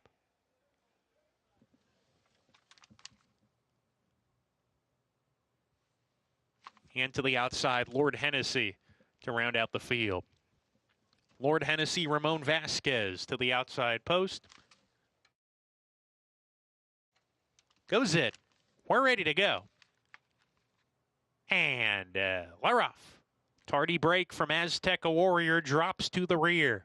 Battle of the Ravine on the lead. Lord Hennessy from the outside, not far off, running in 2nd. Razorback Army, here's Speaking Loud down on the inside on the fence. Moving up level with Razorback Army. They're moving as a pair. Significant ground after breaking slowly. He's 5th right now and 6th from the front with Giant Moon and Clear Echo to the inside. Another 3 lengths to Outlaw Run, sent along on the rail in the orange colors. Castle Gap under pressure already. Devil's Fork moving alongside of him. Chrome Runners 2nd to last, and Dawn Strategy can see them all as they round the far turn. Speaking loud, giving way. He calls it a day. Razorback Army continues to go on the lead. Lord Hennessy alongside, and these two are off the turn together. Razorback Army finding more on the inside. Lord Hennessy behind in second now. Big space to Giant Moon. 1 furlong to go. Razorback Army clear by 2 from Lord Hennessy, who's losing contact with him. Then Giant Moon, Devil's Fork. Razorback Army coming to the finish. He's got it.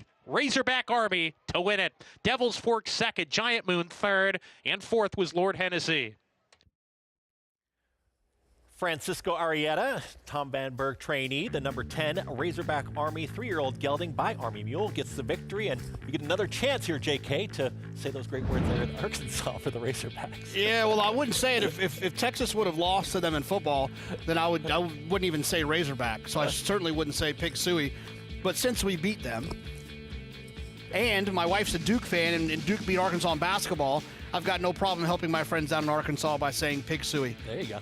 And Razorback Army holds off the charge, but again, forwardly placed, seemed to put away some of the other speed, held off the 14, and just was much the best. My favorite trip at Oaklawn on a horse that I've bet on is a stalking outside position, just the trip that the 10 just got. Yeah, the 9 got a horrible start there. Azteca Warrior then kind of rushed up and behind horses, maybe one that you want to kind of write those notes down. Did go off at 2-1, so your favorite had all kinds of trouble at the start.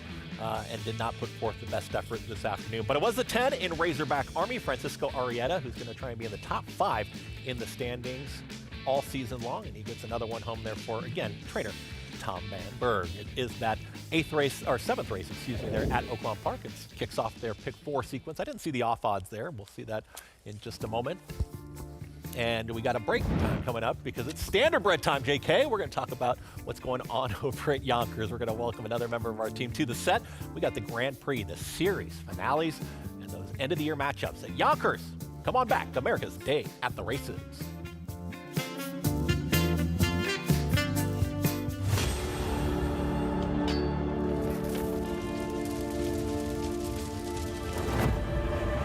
Look at these two juveniles going at it, and it is Forte. It is Forte in front. Forte on to victory here in the Grade 1 hopeful.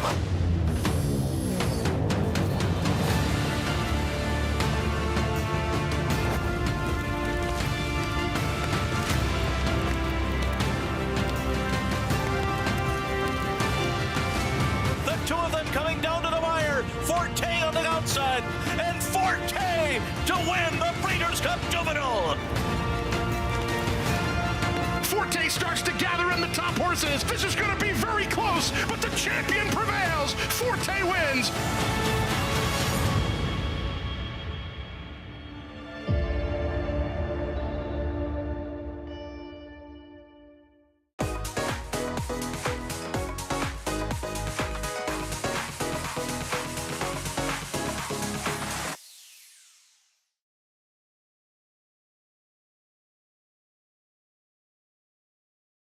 This holiday season, give the gift of racing with NYRA Bets gift cards. Share your passion with friends and family or instantly fund your own account. Choose the amount and redeem online. Find gift cards under the promotions tab at NYRABets.com.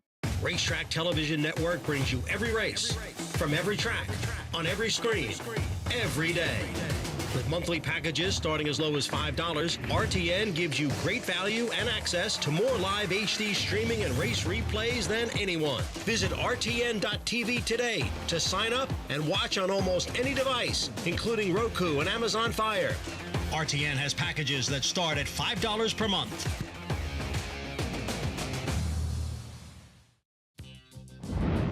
Welcome back to America's Day at the Races, brought to you, of course, by NYRA Bets. At any track, anywhere, anytime. Visit NYRA Bets and NYRABets.com this afternoon. Available in Arizona now. Big news, right? Arizona players can get involved on NYRA Bets, so looking forward to all that great wagering action opportunities. And it was Oaklawn Park, and it was Razorback Army getting the victory. We're taking a look at this replay, JK, and Razorback Army just, again, forwardly placed, got good position. This is the trip that you like, and you got a winner home. I am not joking when I tell you that Razorback Army will pay better in the pick 6. This horse was 5-1 in the win pool because They are running in Hot Springs, Arkansas, and a $5 here, a $10 there for an Arkansas alumni will move a horse down a couple of points. And that $1 minimum is key, of course, right, too? I mean, you take a look at that pool getting over $100,000, so we'll see how this $12 winner does play. It was 10, 11, 7, 14. So some of those outside draws, you haven't really seen any kind of bias or anything like that with those outside numbers. No, I just feel like, you just don't get stopped out there. You might lose a little ground, but it's better than getting stopped. Their 8th race is going to be coming up, and now we take a look at the purse, $117,000. It's an allowance optional claiming race at 62.5 level. And we got a full field of 11, and that purse over $100,000, so you know it's going to be very competitive. Yeah, I mean, I think the conversation starts with the one, Amalfi Drive, a horse that undefeated who ran really well as a 2-year-old. The speed figures are a little bit light, but that's because, they were a 2-year-old, at that time she was. Now she's grown up a little bit. We'll see if she can catch up with some of these other horses in terms of their figures. Well, we've got Oaklawn Park, we've got Tampa Bay Downs, and we've got some more great wagering action at Yonkers Raceway, as well as we've got standardbreds that are going to be coming into the mix. Joined by Paul Verderosa, somebody that I know very well from the harness world. You're surrounded right now, JK, with the standardbred action. But Paul, welcome to the set, and we've got a couple nice races coming up at Yonkers. Yeah, excited to see these in action in this series, in the Grand Prix series coming to an end. And honestly, when you think about it, you get to this time of the year and you think you're done with the big races, and just when you were out, they pulled me back in, and they pulled everybody back in, because here we go for big money. $250,000 on the line each race, and a lot of familiar faces that we've seen all year long. When that purse money does show up, of course, we're going to see those competitive fields, and we're going to be taking a look at plenty of those sequences. We've got the Get Out Pick 3, we've got the Silk Stakes coming up, and we've got that series final. And Paul, taking a look at the $250,000 purse. It's their 7th race on the card, a field of 9, and right now, Sir Pinocchio, Jason Bartlett, a guy I know you like quite a bit there in New York. That's going to be the 3 at 8 to 5. And now the well-anointed 2025 Dan Patch Driver of the Year as well. So when you look at a horse like Sir Pinocchio, he's looking to sweep this series. He won in the first 3 legs. He did it rather easily. And we know what his calling card is, right? It's all about speed. Going to put him on the front end. They're going to trot for as long as they can go with him, as fast as they can go with him. The great equalizer in this final, though, it's 1.25 miles. It's not 1 mile. It's not his preferred distance, but he's having an amazing season this year. He's already got 8 wins and almost $250,000 in the bank.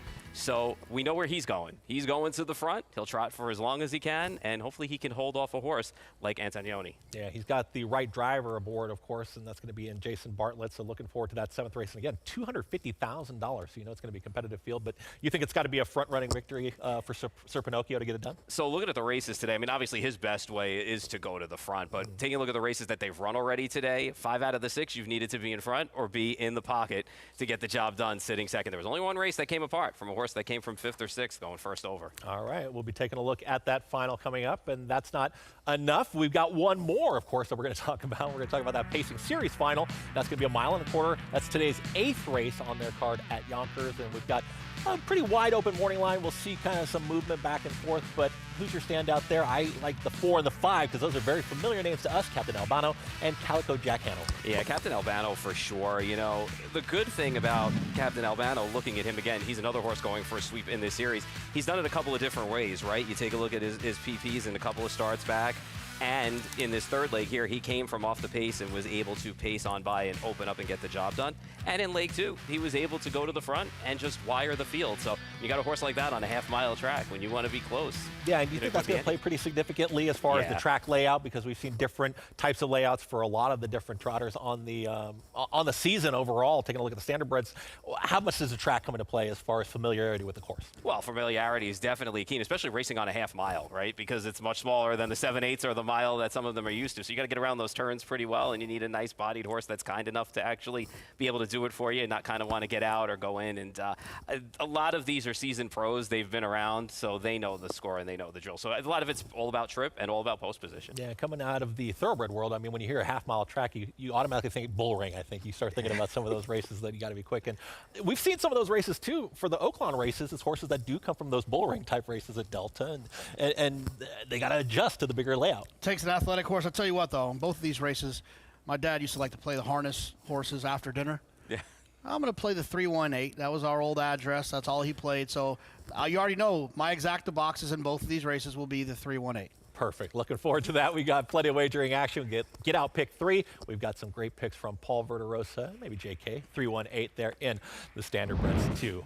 We're going to come back here on America's Day at the Races to see the Paddock. They're in Hot Springs as they're getting set for another exciting race. And that get out pick 3 from Oaklawn.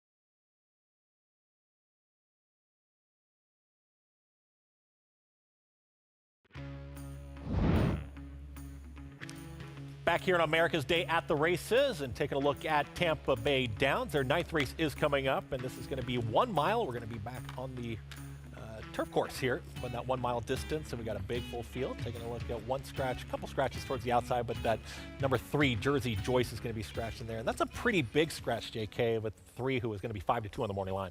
Yeah, you know, a horse like this, drawn towards the inside, was likely to work out a pretty good trip from the inside. Definitely makes an impact. The 6 Caravaggio Song ends up taking a majority of the money and has figures that put that horse right in the mix. I just don't like horses at short prices that don't have a lot of tactical speed.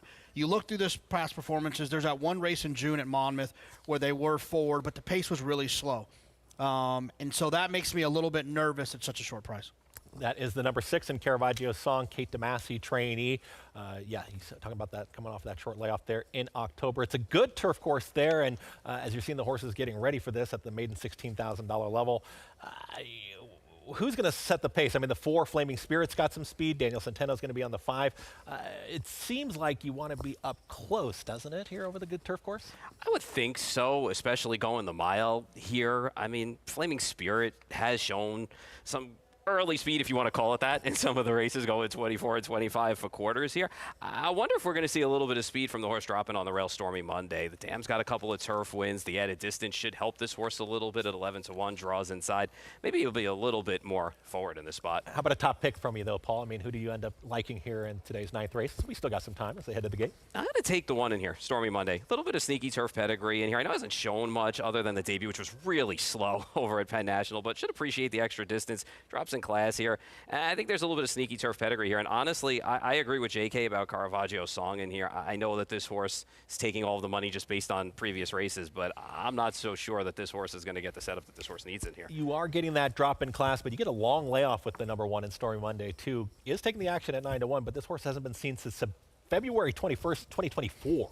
Yeah, so that's a little bit of a concern as well. But the horse has been working pretty steady since the middle of October, you could say. So just like the switch for this horse. Also, I would like the 10 a little bit more in this spot, too, a little bit, if I kind of felt like the horse was a little bit better sprinter than going long. Number 6, Caravaggio Song, is going to be currently there at 3-2, and Sonny Leone for Kate DeMasi, who is probably looking for turf racing, obviously, based there in Pennsylvania and looking for a turf spot, so goes there to Tampa. JK, do you land on the 6 or do you go somewhere else here? Yeah, I'm going to go with the 4, Flaming Spirit, a horse who made 3 starts on the turf before catching a dirt race and showed some speed that day. I'm hoping for a combination of a little bit more speed with the fact that this horse was obviously meant to be on the grass, and being in the 4 hole, which is actually going to be the 3 hole with the 3 scratching. I project that this horse will either make the lead or at least be on the rail going into the first turn, and that's enough for me with a group like this. 3-year-old filly by Flame Away, the New York bred, the number 4 in Flaming Spirit, as we're going to go that 1 mile distance. A good turf course there, so maybe saw a little bit of moisture. Not a firm turf course, but do you think the course condition is going to play much as far as at this level at Maiden 16? Nah, and also Tampa always has a great turf course as well. It's well maintained, and I think that should be fine. And Flaming Spirit, 7-1 is a pretty good price on this horse too, because if you pick apart the horse's races, you can see a lot of the horses that this horse ran against. Some of those horses are in fields where they're Byron in the low 60s. That's a lot better than what this field can put together in this spot. And even the 3rd place finisher in the last race wired a field next out too. So I think there's good value too in that horse. I think the best place you want to be in a turf race is in the pocket, right? Like on the rail, saving ground, getting cover. I always, when I look at turf races, I try to find out first who's going to get to that comfortable pocket spot. And it just feels like the 4 is the most likely horse to end up there. And if they make the lead, great, they make the lead. Like, I'm not going to be too upset about that. But the preference is that someone outside goes and they sit right in the pocket. So keep an eye when they go into the first turn. What I mean by the pocket, if you're new to the game, is I'm wanting the 4 to be on the rail, basically sitting 2nd, 3rd, in behind the leaders. You get cover, meaning that you're going to have horses in front of you, so your horse hopefully will shut off and relax. And then you're also saving ground. Little geometry there as well, where you're going to save ground. So when you do finally get to produce your run towards the end of the race, you should have a lot more in the tank. Yeah, taking a look at the field as they are loading into the gate here, the get-out race, if you will. This is always a tough one. Like if you're having a little bit of a tough day handicapping, and you're like, I'm going to go price shopping here in this Maiden 16, and I gotta fire away on a big long shot, which isn't the worst play sometimes, depending on how you're running. But any final thoughts here as they're loading into the gate here, Paul? 6-5 for me is a little bit short on Caravaggio Songs. I think this is a race where you could probably price hunt and find something that you like in here. I think you did. I mean, you get 10-1 right now. Sarah Hess had 1 winner there on Grazer at 45-1, so you picked up a huge long shot there. Chris, you got to pick one. We can have a box here. Oh, but oh, you put the track announcer on the spot. Let me go with the 9. Let me go with the 9. Cipriano Gill was he's already got a win on the card, and I thought put the horse in the right spot. Terry Pompey, 3-year-old filly, seems to have so what's an our opportunity, box? and I think that horse's name is 149. Expectations. Yeah, right. the number 9. 149. Let's get it home. That's an aggressive name on the 9. I'll be honest. Aggressive name. Depending on how you say it. Expectations. Yes. I mean, Maiden 16. Here we go. Race number 9. Jason Beam. It looks like about 3 more horses to load in this 9th race. And it's nice to see turf racing. Not a minute too soon after that, trying to pronounce that name. That goes right into standardbreds. All right, let's go to race 9 and get out of here. Closing the front of the stall, so it looks like she's gone in. Forget Tomorrow. Expectations going up. Promaya going to be the final one to join. Once Forget Tomorrow comes in, which has now happened. Promaya to the outside. Jesus Castanon ready to close the show here on a Friday. They're in the gate. And the race is on. Flaming Spirit out in good order. Down toward the inside, Stormy Monday is right there. And Expectations up from the far outside is flashing some early speed. Big Lou's Messenger right there with Caravaggio's Song in between horses. 4 of them in a line there as they go by the wire the first time. It's Stormy Monday just in front of Flaming Spirit. Caravaggio's Song going to be 3 deep, 4 wide here. As for Expectations as they go into that turn. Tucking in behind is Big Lou's Messenger in the 5th spot. Length and a half more back to Forget Tomorrow. After that comes Cindy's Princess in the pink colors. Promaya works down toward the inside from that outside draw. The early trailer is Electric Runner. They're about 11 lengths front to back. They go to the back stretch, 22.69 seconds. The opening quarter mile time. Stormy Monday just in front. A Flaming Spirit under good hold in that second position. Length and a half more back to Caravaggio's Song. The favorite is well spotted. 3rd there, about 2.5 off the lead. Big Lou's Messenger moves down to the inside of that one with Forget Tomorrow between horses. Expectations back a couple of spots, joined by Cindy's Princess. Electric Runner is joined at the back by Promaya, but now the entire group I'm only separated about 6 lengths as they go to the far turn. Flaming Spirit takes over the lead, leads it by a length to Caravaggio's Song, who presses closer now in that 2nd spot. Forget Tomorrow trying to move up with Cindy's Princess. They're 3rd and 4th, dropping back Stormy Monday. Big Lou's Messenger starting to march forward. Promaya trying to get a run on from the back as Expectations drops out of it. Around to the top of the stretch, Caravaggio's Song and Sunny Leone up to grab the lead. Down to the inside, Flaming Spirit. Big Lou's Messenger onto the scene with Forget Tomorrow. Here's Big Lou's Messenger right up alongside of Caravaggio's Song. Big Lou's Messenger to the outside, Caravaggio's Song to the inside. These two have it between them with a 16th of a mile left to go. Big Lou's Messenger on the outside, Caravaggio's Song. They drive to the wire. Photo finish. Very close there between Caravaggio's Song and Big Lou's Messenger. After that was Promaya and Cindy's Princess. Nice stretch battle there in race number 9. JK, here's one for you. Between the 6 and the 7. Oh, how about that? I know that. Yeah, I've there seen you that. go. 6-7. 6-7. Close finish, and it was a tight photo. Who got there? I believe it was a 6. But it could have been a 7. 6-7. And an inquiry sign already looks like it's going up. Yes, I believe it's a 6. That is correct. My son would be so proud of us right now with the 6-7 business. I will say this, though.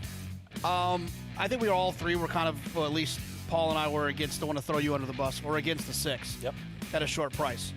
This is the type of situation in racing where you cannot be results-oriented. I think the 6 won this race, and if they went around there again, I would do the exact same thing and play against the 6. He won by a nose at a short price. I don't let results like this affect the way I see racing. With a perfect trip, too. Yeah. He had a perfect trip behind the 1 and the 4 in that spot. So I agree with you there. And if the 7 wasn't hanging in the stretch or they were getting together, 7 might have just went on by him. So I agree. I mean, you could have him. What do you go off at, 4 to 5? That's what, even money? Yeah, so pretty short just, price in there. There is an inquiry sign up on the board, so we'll see what the inquiry is about. I didn't see anything. Did you see something live? I did not, but I will say that the 7 got a much improved start, and that I think was key to the 7 because the 7 was getting out of the gate bad in 2 starts, so that helped today. 6, 7, 10, 8. That's why I was not handicapping this afternoon, because my horse could see every other horse in the field at the finish at the back of the pack. Race number 8 is coming up at Oaklawn Park, and we've got 11 horses lined up. Megan Burgess, save us here. We're taking a look at the 8th race there at Oaklawn, and it kicks off the Get Out Pick 3. This is my real Oaklawn coronation, my first interview with trainer Ron Moquette, who sends out the number 10 Paparina. How has she been doing off the layoff as far as she's one that obviously showed talent here last meet? She's been doing very well. We kind of, it's no secret, we point to this place. The purses are crazy good, and we ran her a couple times at Ellis, and then we kind of put her on a shelf to make sure we'd have a fresh horse here. So I really like the way she's coming into this race. I've got a bit of a hypothesis with one of your unraced 2-year-olds and the Silver Syndicate there with Grogo Gray's stable, our very own Louis Sella. How has that horse been training as he looked sharp last weekend? He trains very well. You know, we're still a long ways away. Obviously, he's carrying the pressure of his connections. So we're going to be very cautious about everything, but we love the way he's doing right now. You've also served as the advisor here as the renovations take place at Oaklawn. Can you speak to the process of being behind the scenes and being able to deliver something like that to the horsemen everywhere? Well, I love the fact that racetracks will involve a horseman's perspective. And it's not just me. I represent a lot of different horsemen. So if there's a question, I'll go ask a group of horsemen. And whenever I give them my answer, it's really everybody's answer. So I'm happy to serve in that capacity. And I think that we've produced some pretty good stuff. You've served the horsemen well here, and best of luck in this race, Ron. Thank you very much. Chris? And there was Megan Burgess there with trainer Ron Moquette, who's really a fixture there at Oaklawn Park, and he's very well respected. And you can see that he's very engaged with the track and how they continue to just really ascend there with their racing program in Arkansas. Yeah, this is a shameless plug. I actually had him on my podcast this week, and he was a lot of fun. I'd never met him before. Sometimes I have people on my podcast I know, so it's just like we're talking, we're recording it. Then I get to meet new people. Ron was one of those people I got to meet. He did teach me how to pronounce his name. It is Moquette. He went all the way back to some French origins for the name. But most importantly, he told an outstanding story about D. Wayne Lucas, who we lost this year, a legendary horse trainer where I won't spoil it, but basically Wayne had him in the car, and it was icy down. If you're from the South, you know that it gets icy. It doesn't get snow, it gets icy. And Ron was very nervous, and Wayne was trolling him, driving fast. Of course. And Ron was really having a hard time with it. But you're right. No, he definitely is a fixture down there. He's had some awesome horses like Whitmore. But he said it in the beginning of that interview. He points to a place like Oaklawn Park. It's where they butter their bread. Yeah, those purses there, bringing the horsemen and bringing the horses. Paul, talk about your top pick here as they're loading for 8th race. He's got some fast races and some paces that he's been a part of and stalking and chasing in here. Now he goes third off of the layoff for Dallas Steward in here. And I kind of feel like he may not be in front in here with a lot of other speed that may be signed on in here. So maybe he'll get a trip just off the pace and be able to run them down late. That is the number 3 in Urbadine, and it's Luis Saez who will be aboard. JK, quick, the 1. Yeah, the 1. I just think Amalfi Drive. The figures look a little bit light on paper, but that's because she was 2 years old when she earned them. All right, we'll see if Amalfi Drive can get there 2 for 2 in her career. A 3-year-old filly for Godolphin, who had a tremendous 2025. We'll see if they continue it next year. But Matt Dinnerman has the call. It's the Get Out, pick 3, 15% takeout. Nice takeout there. It's next here at Oaklawn. Amir Mendoza rounding out the field here. Goes it. We're ready to go.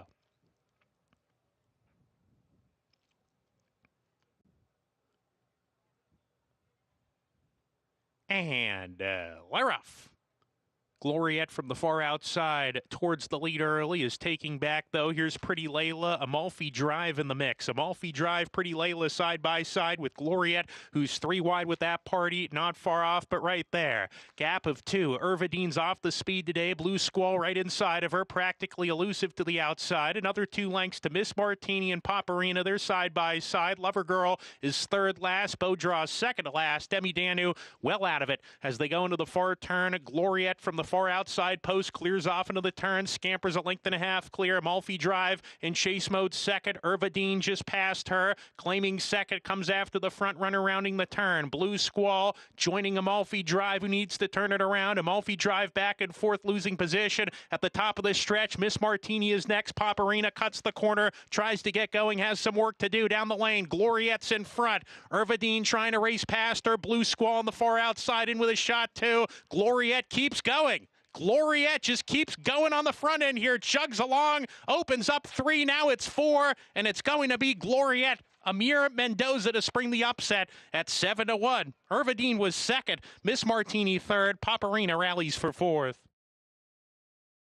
And it was the number 11 with that outside draw, Shea Stewart trainee.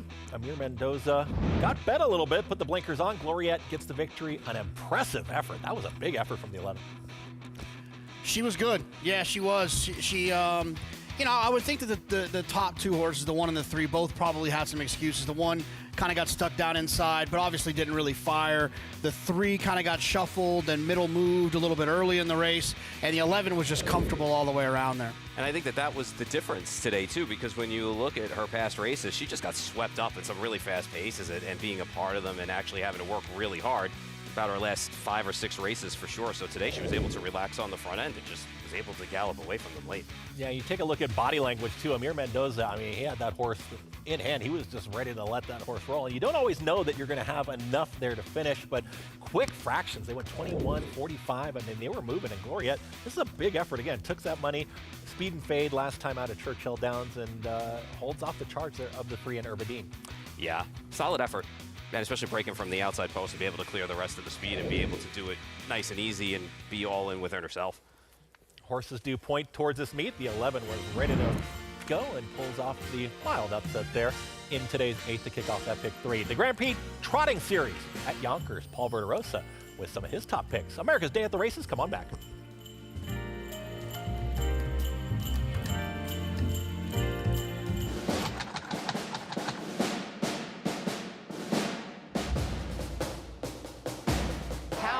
Was full count Felicia, never in doubt. Coming down to the finish, First World War. Fort Washington on the outside. They're coming down to the line, and Goliad does it. Warfront, standing at Claiborne Farm. You bet with NYRA Bets. Bet any track, anywhere, anytime. Download the NYRA Bets app to play today and get a $200 deposit bonus. Watch live horse racing. Get expert picks. Boost your bankroll with weekly promotions and hone your handicapping skills with exclusive tips and tutorials. Download the NYRA Bets app now. Sign up now to claim your $200 deposit match bonus. You bet with NYRA Bets.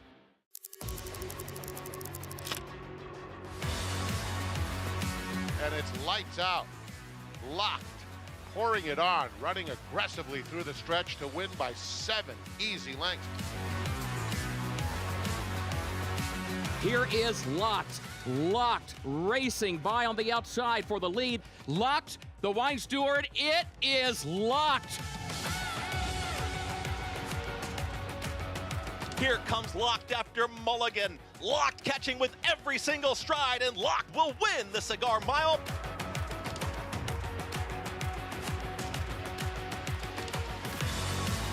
It's all about Locked, dominating the big cap, cruising home to an effortless 8-length romp.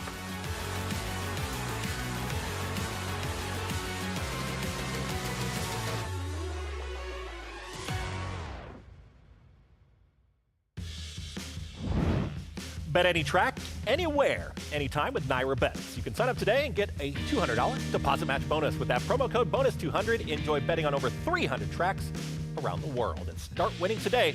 Join now at NYRABets.com. Gorgeous scenes there.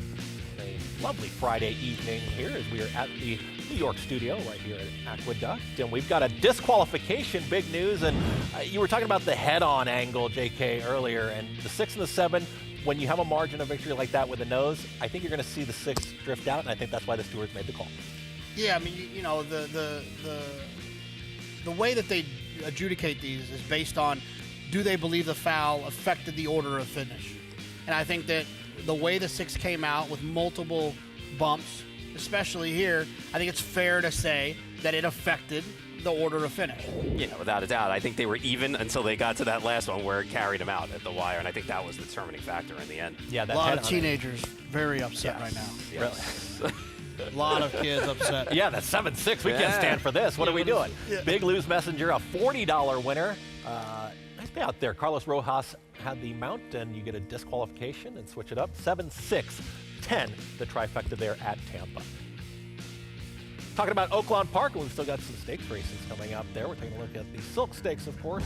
We're talking about the top contender in there, but we've got Gloriette, the number 11, with that outside draw. Once again, I think we've seen some of these outside draws have not an advantage, but they've just been able to perform a little bit stronger this afternoon. And you saw this effort. Amir Mendoza, you see his hands. He's looking around, very confident at the top of the stretch. Yeah, he was. I mean, there was no one really coming to him, and he had gotten a pretty good trip at that point. He had the one on the inside who didn't kind of fire up in there. The 3 who was already being encouraged and asked earlier in the race. You'd like to think that he was pretty confident when he turned for home. Yeah, without a doubt. And you got to go a long way back to find this horse's last win earlier this year. Both of them were here at Oaklawn, and both times this horse was able to make the top rather comfortably. Okay, in the second start, had to get there at the half-mile pole, but this start was as easy as it could be, and you got paid for it if you liked it today.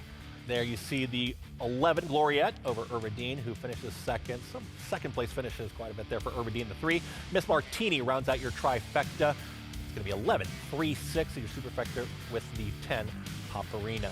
So that is the 8th race there from Oaklawn Park. We've still got the Silk Stakes coming up. We've got plenty more on this follow along here, the Class 6. You get these mid-range prices. I mean, these are kind of considered long shots, right, JK? But you had that favorite in Uncash. Gloriette, you think this is a real separator there? I mean, with $109,000 in the pool, a 20-to-1 shot, I'm sorry, a $20 horse, a $12 horse, a $17 horse, a price or two more, this thing can go into another carryover. You got to see. You got to take a look at it. We'll see if the favorite does get the job done there. If you are in that Class 6, if you're still alive, good luck. Kalahari Dreams, Luis Saez at 9-5. $135,000 will be the person there in a competitive heat. Paul, any thoughts there early on in the Silks Overnight? I like a little bit of Amorosa in here, the number 6 for sure. I think you take a look at this horse. It's a tougher spot, but I like the cutback for this horse. And the only time this horse lost going 6 furlongs was coming off of a long layoff in that spot. Otherwise, it's 2 for 2 going the shorter distance. Tyler Bacon will have them out there. We've got the Silk Stakes coming up, but we got Paul V up here on the desk, so you know what that means. Let's go to Yonkers. Let's take a look at some Standard Bearer Racing. 2 races coming up. We're taking a look at these Grand Prix Series finals, and these are kind of the last opportunities, right, for some of these connections to get the big purse money. $250,000. Sir Pinocchio, the 3 at 4-5. Deserving favorite, but 4-5, is that going to be too short for you?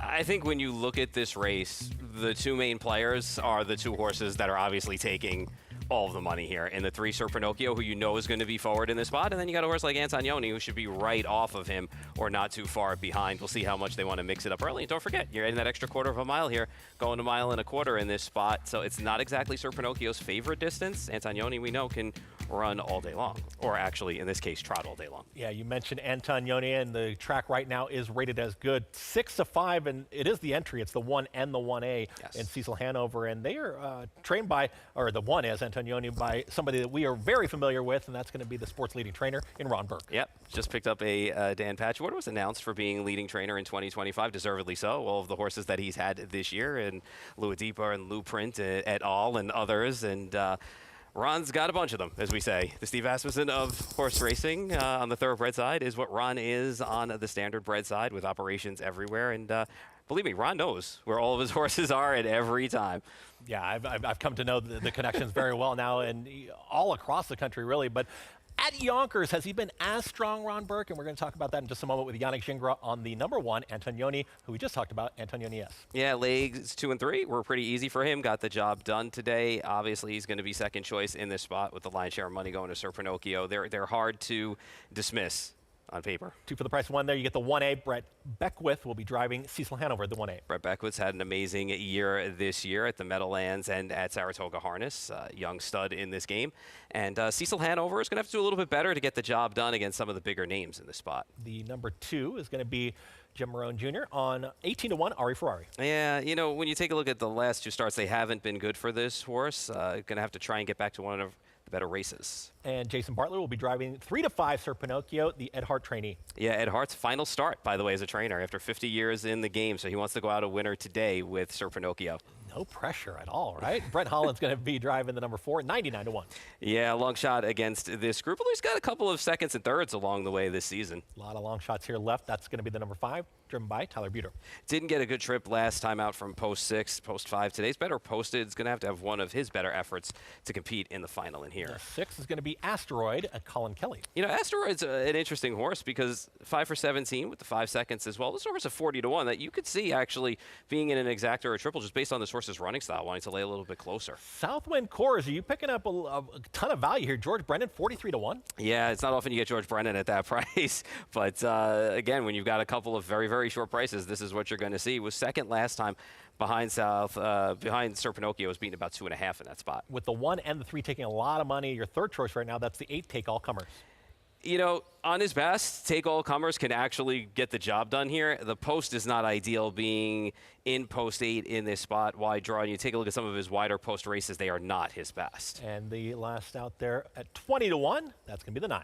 9's going to come from the second tier in this spot. Last time out was able to get in front Wirefield in 155 as the favorite, but it was a much weaker division of Leg 3. Yeah, you talk about Ron Burke and everything that he's accomplished, everything he's done in this sport, and he just is loaded every single year. But it's a family operation, and we've got the feature that we've seen plenty on America's Day at the Races. But Ron Burke, he just continues his winning ways, and he gets the accolades, too, when you can have this much success. It's amazing when you look at the amount of wins he's had, over 16,000, and the second trainer is more than, half behind that. Career earnings, $377 million plus for him. And he really will ship and send his horses anywhere. He does have his main bases in New York, Pennsylvania, Ohio, but we see him everywhere. And got his son now involved. And one big happy family for the Burke Brigade. Yeah, family operation, but they continue to win. And you really see in our feature that we have, it's just they stay so focused on every single horse. They know where to spot them because there's a lot going on. You take a look at the standings at Yonkers, sitting fourth in the standings right now. But we've seen a lot of his top pacers and trotters. They are kind of in some of the other regions, so take this with a grain of salt. Well, yes, and also some of the conditions that are written and some of the levels for sure. A guy like Per Angblom's got plenty of horses that fit the level there. Corey Stratton going back and forth between there, and you do see him at Monticello and a few other venues as well. Travis Alexander's having a good year as well. So in this case, it's not like Ron hasn't started horses there. He started over 600 of them, so and he's won, over 100 starts. Yeah, and for a trainer like that to be able to have that many horses and to be that strong and to have so much success, the entire team, but to keep it all balanced, to me, that sounds like the toughest part of the job. It definitely is. Antonioni for me, by the way. Okay, yeah. Going the mile and a quarter, I'm going to take Antonioni in here. My heart's with Sir Pinocchio, though. I'd like to see Ed Hart go out a winner. All right, we'll see if Sir Pinocchio does get that victory. It's race number 7. It's at Yonkers. It's the Grand Prix Trotting Series Final. Series Final, contested at the distance of 1.25 miles, and we're set for a start. And they're off. Cecil Hanover from the far outside, Ari Ferrari J and Sir Pinocchio. Sir Pinocchio shows speed as well. Asteroid in between horses comes on through, and Asteroid's going to take the lead from Sir Pinocchio. Cecil Hanover's 3 wide. In between horses, Black Hawk Zet. Antonioni got away, trotting along in 5th. And then it's back to Ari Ferrari J, who's in 6th. 7th. Take All Comers, dribbling by behind him in 8th. To the outside is Oaklawn Park, and Southwind Coors is the trailer. Sharp opening quarter, 27-3. And Sir Pinocchio leads the way. Asteroid, huge long shot, 75-1, sits in 2nd. Cecil Hanover parked out in 3rd. Black Hawk Zed is in 4th. And then it's now Antonioni to the outside, catches cover from his stablemate. They are racing now 3rd and 4th. To the inside is Ari Ferrari J. Then to the outside is dribbling by Take All Comers down towards the inside. Southwind Coors, Oaklawn Park, the trailer. Half 57-4. Sir Pinocchio, the 4-5 favorite, leads by a half a length over Cecil Hanover, who's to the outside in 2nd. Asteroid locked in the box in 3rd. Antonioni 2nd over. Perfect Trip trotting along in 4th. Black Hawk Zet down towards the inside is now paired up with Take All Comers. They're racing 5th and 6th. Dribbling by is in 7th. Ari Ferrari J is in 8th. Oaklawn Park is 9th. And Southwind Coors is the trailer. And they have 1 lap to go. And Sir Pinocchio still the target.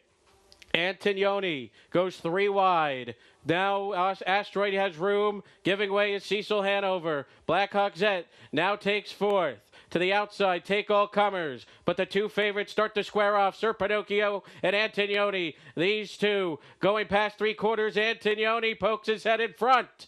Sir Pinocchio all out in 2nd after the mile and 1:56-2. They round the far turn, and Antonioni's pouring it on. He's clear by 3. He's clear by 4. Sir Pinocchio had no answer for this powerhouse performance. It's going to be Antonioni, and he's running up the score. Sir Pinocchio will be 2nd. The battle will be for 3rd. Antonioni, sharp in victory. Sir Pinocchio, then Ari Ferrari J, and Take All Comers. Time for the 1.25 miles, 2:25-3. Track announcer Rich Matei with the call there in the MGM Grand Prix trotting final. Antonioni, we just talked about Ron Burke, and this was a dominating effort, Paul Verrosa. Perfect trip for him behind Cecil Hanover when he was able to slide out behind his stablemate and get that second over journey. And listen, we had a horse who was already won at 1.25 miles. Antonioni and Sir Pinocchio put on a show throughout this entire series. There isn't much that separates them. I think the distance separated them today because Antonioni has done well at 1.25 miles. Sir Pinocchio has just come up a little bit short at the longer distances. But this was a solid effort for this horse, for Ron Burke, to end the campaign at 5. Yeah, they take down a $250,000 purse here with that perfect trip. Yannick Gingras with the driving duties. I believe it was 1-3-4. JK, we almost got there. I thought the 8 was going to sneak in your try. It was close. I was hoping. I thought we were going to get there for Big Ralph. That is the series final there. We got one more coming up at Yonkers, but we got a break, and we're going to come on back with the Silk Stakes. We got Kalahari Dreams here on America's Day at the Races.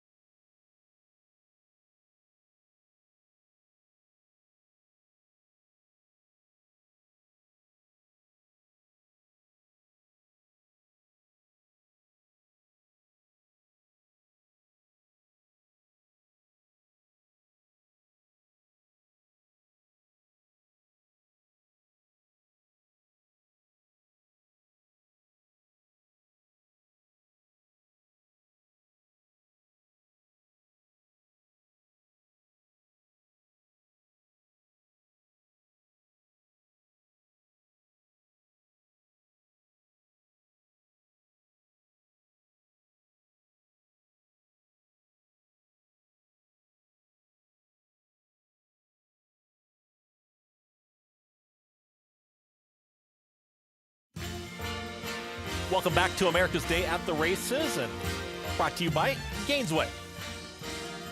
Power, passion, performance.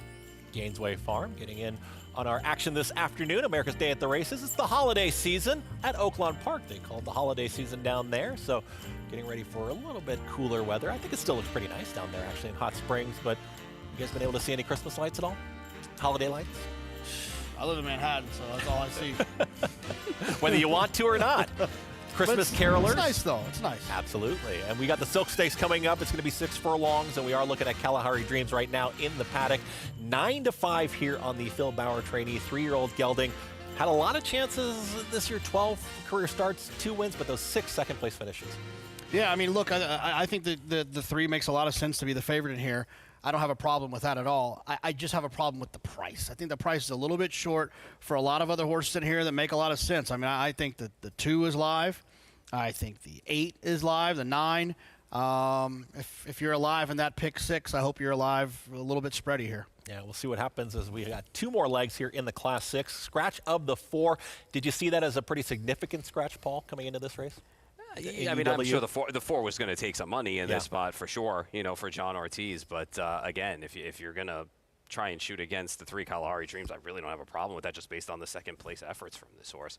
The number 5 is going to be the current second choice, and we'll talk about them in just a moment as we've got a post parade coming up for the Silk Stakes. $135,000 is the purse, and we're going that 6 furlong distance once again. Trainer John Ortiz, I mean, he had the horse scratch in here, but his barn's really kind of rolling. He's got the plan there at Oaklawn. He's won a lot of races here in New York before we took our quick break, but he's doing well. He does an outstanding job. He always seems like the last few years he's popped up with a big horse at Saratoga in the summer. I think that's a real indicator of how you're going, right? Do you have a good 2-year-old in your barn? And John's been one of those to have those, but he can also win at a lot of different levels. He does a really good job. All right, we got a post parade here with the stakes coming up. It's going to be that late double at Oaklawn Park, that 15% takeout. Get involved wherever you are in Arizona too, as you join our wagering action with NYRA Bets. And here is the number 1, Lindsay Schultz. She's in the top 5 of the trainer standings. She's got the 1 in here. Francisco Arrieta's got another win that we've seen on the show. That's a Moody Bay. Yeah, they're going to try to convince management to let them run on the grass here. 10 Strike Racing. Marshall Graham and the team always going to take some shots at Oaklawn Park. That is going to be the 1. The 2 is going to be the Greg Compton trainee, and that's going to be Divine Justice. Well-earned win last time, and coming out really live race, too. You got 3 next out winners, and the 7th place runner ran 2nd in there. The 3-year-old by Justify is the 2. The 3 is going to be Kalahari Dreams with those 6 second-place finishes, but Luis Saez in the saddle. Yeah, I mean, this one can certainly win. I just think probably a little overbet. The 5 is going to be Sharp Swinger, currently your second choice for Mike Maker. Yeah, this is where I landed. I like this one drawn a little bit outside of the main competition. I thought ran well last time. Tyler Bacon will have the mount here for trainer Chris Hartman on Omarosa. I like this horse today. I know it's a tougher spot, but he likes to be forward. We'll see where he shakes out early. Saw him interviewed earlier. Ron Moquette, Jamie Torres, him. Yeah, I mean, look, the race 2 back, I guess, could put that one in the winner's circle, but I feel like him's got to take a step forward. And Dreamin' Blue to the outside, Randy Moore's trainee, Rafael Bejarano, the 8. Kind of feel like that this horse is a little bit better on an off track than a fast track. 1 more to go here. That's Faust, going to be the 9. Eric Asmussen with the riding duties at 7-1. You got to love that burnt orange star on those silks. Look, I like this horse. I actually think this one makes a lot of sense at 7-1. I would actually probably pick this horse on top. Let's go to Megan at Oaklawn.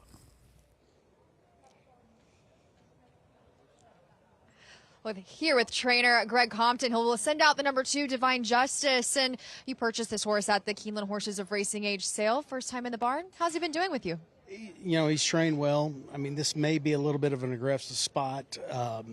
First off, changing trainers and everything. But when you look at it, 5 out of the 8 horses are really A other than horses. They've only won 1 race.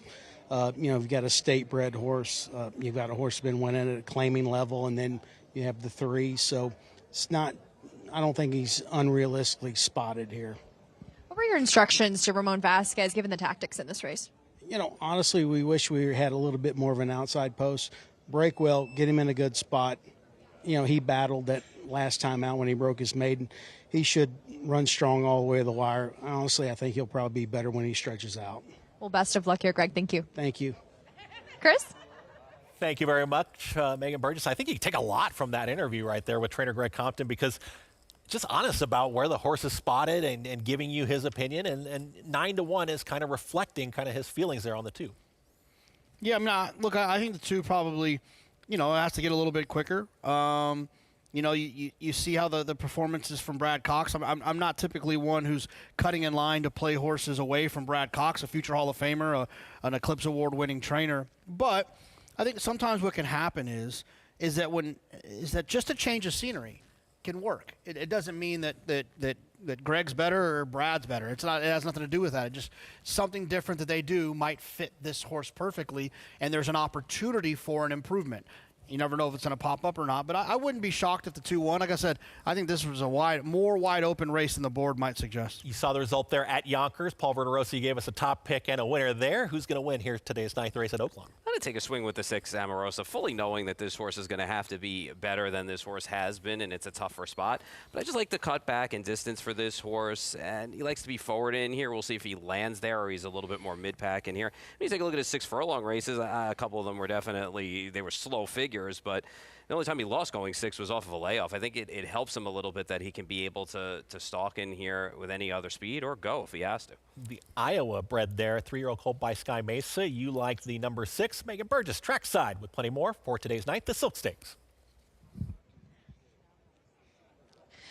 Well, this is an incredibly wide open race, Chris. One that is mentioned with trainer Greg Compton that it's kind of an A other than field. All of these horses have been untested as far as being able to make that stakes coronation. And the number 3, Kalahari Dreams, has just been one. Obviously, accepting a 9-5 price is a little hard to swallow in this kind of race, but he has just been so consistent right there in terms of his form. And I find when you're staring at a race for too long, trying to figure things out, usually you just need to go with the horse that makes the most sense, as he does. And he's one that is tactical, has that forward speed. 3 starts back, he was one that was able to get on the front end nearly wire them after not exactly breaking the best. So one that I find with Luis Saez aboard will be in that forward position, whether that's stalking, whether someone else is sent more aggressively. It's certainly going to be a rider's play as far as this race and the tactics are concerned. But one that caught my eye in the paddock is the number 7, Him, and one that I liked on paper for the Ron Moquette barn. And he exits the same 2-back race at Churchill Downs, where he was decisively beat Faust, who he sees again in this race. The winner came back to run a strong 5th in a strong group in the Perryville the next start. I like the outside draw. He's got some solid work since getting back to Oaklawn, where he won as the favorite on debut. And he's just looked fantastic in the paddock. Well turned out, athletic. And I think at a 10-1, he's one that I find could be able to jump up and scare in this group for the Ron Moquette barn. That's the number 7, Him, but I also couldn't get past the number 3, Kalahari Dreams, who I landed on in this race, Chris. Thank you very much, Megan. And talking about the 3 Kalahari Dreams, and this horse's 4 second-place finishes at the distance, but obviously a top contender in here. The bettors think at 9-5. Going to take a look at one of Kalahari Dreams' prior efforts, but going into this 9th race, does that concern you that we haven't seen a win at this distance here for the 3? No, not necessarily. I mean, it's getting close to be carrying, but 6, 6.5. They're both very similar to me. I would be more concerned with the fact that short price in the last 2 starts and has been pretty handily beaten in both of those. That would be the bigger concern for me, not so much the distance. All right, we see the price floating up a little bit now, 2-1 here on the 3. So I think the handicappers are kind of going back and forth. But we haven't talked much about the 5 either. And we're talking about Sharp Swinger. I just talked about that 4 second-place finishes at the distance. Sharp Swinger is 3 for 3 at the distance, 2 for 2 at Oaklawn. I think it's interesting with this horse, and maybe JK, you'll agree. You have a horse like this who ran well last time out for 50,000, was able to open up and get the job done in there. It's got one last chance really to run against like straight 3-year-olds in this spot. So I wonder if you just take a swing here coming off that effort. And it's not like the horse didn't run a figure that was comparable to it prior, when you look a few starts back. So I'm just thinking from that perspective alone, why not give this horse a chance against this group, against your own age, for one more shot? Yeah, and I think the figure probably is another thing that Mike was probably like, let's give it a shot. The horse won easily last time at Churchill, got a nice figure that day that puts him right in the mix with this group. I don't see a problem with it at all. And, if the good thing about stepping a horse up in class, if it doesn't work out, you can drop him. And then you ended up liking the number 9 towards the far outside. That's going to be Faust. Steve Asmussen, Eric Asmussen teaming up. Right? 9 Yeah, is gonna be a top pick? I like that horse. I like what the horse drew. I like the last performance I thought was really good. I like some past performances from this horse. But also, I just for me, it feels like there's enough speed in here to at least keep it honest, where Faust could come picking up the pieces. And I like the price, really. Yeah, he's an interesting horse from the perspective of he's not the fastest from that first or second jump, but if he gets enough pace and the race comes back to him, he'll be coming late. It's the feature there at Oaklawn Park on their program this afternoon on a Friday. It's the Silk Stakes, $135,000. Right now, the number 3, Kalahari Dreams, is your favorite at 9-5. Will it be Phil Bauer trainee with Luis Saez? Will they get the Silks overnight stake, or will it be somebody else? Here's Matt Dinnerman with the call. Late double and race 9. To the outside. Sharp Swinger goes in. Faust to round out the group.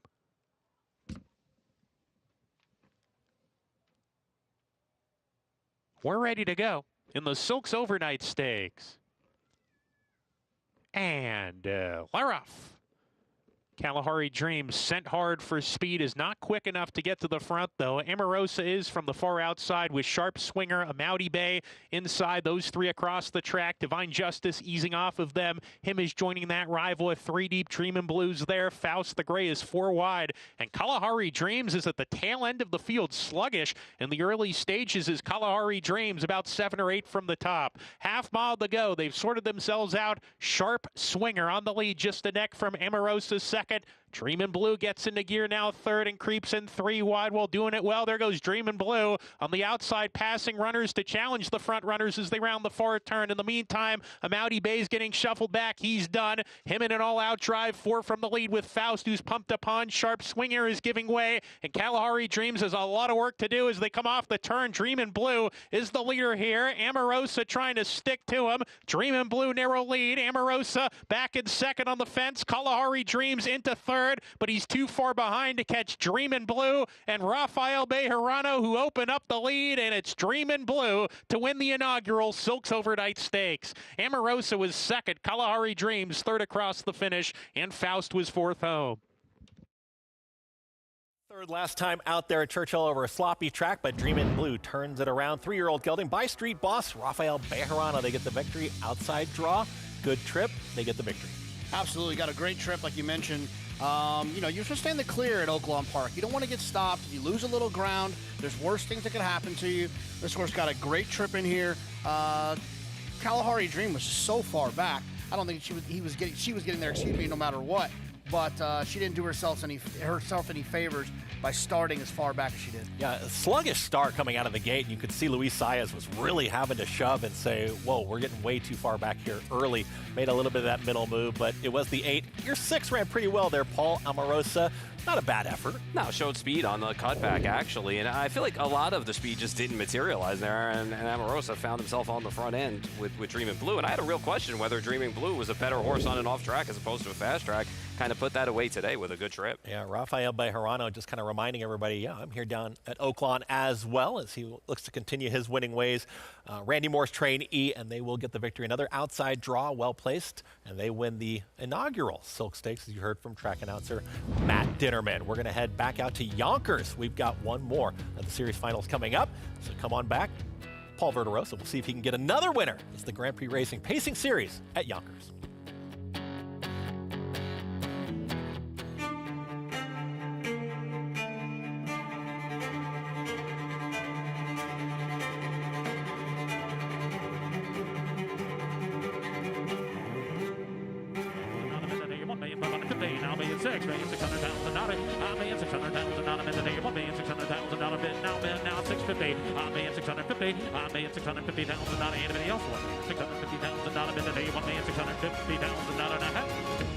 $1,600,000, thank you. You bet with NYRA Bets. Bet any track, anywhere, anytime. Download the NYRA Bets app to play today and get a $200 deposit bonus. Watch live horse racing. Get expert picks. Boost your bankroll with weekly promotions and hone your handicapping skills with exclusive tips and tutorials. Download the NYRA Bets app now. Sign up now to claim your $200 deposit match bonus. You bet with NYRA Bets. Quality Road, proving Lane's End's tried and true stallion-making tradition.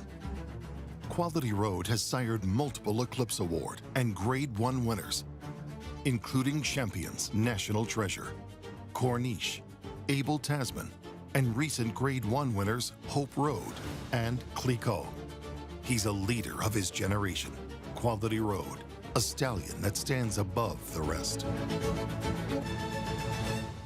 Enhance your handicapping with AI Fast Facts, exclusively on NYRA Bets. Open your NYRA Bets app, click View Runner Details, and a stat-driven fact will appear for all U.S. thoroughbred racehorses. Download the NYRA Bets app to start using Fast Facts today. This holiday season, give the gift of racing with NYRA Bets gift cards. Share your passion with friends and family or instantly fund your own account. Choose the amount and redeem online. Find gift cards under the Promotions tab at NYRABets.com.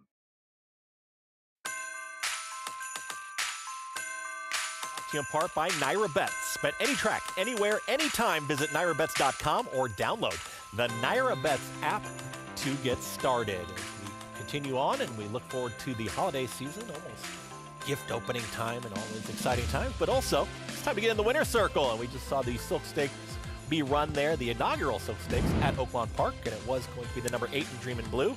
And this winner's circle lead-in, it's brought to you by Fasig-Tipton. The Fasig-Tipton Kentucky Winter Mix Sale. It's scheduled for February 9th in Lexington, Kentucky. You can enter now at FasigTipton.com. Let's quickly go to those winning connections and our own Megan Burgess with the winning connections. Well, winning jockey Rafael Bejarano, picture-perfect ride, really was able to get this horse more forward than he has been in the past. Well, you know, he's been working really good.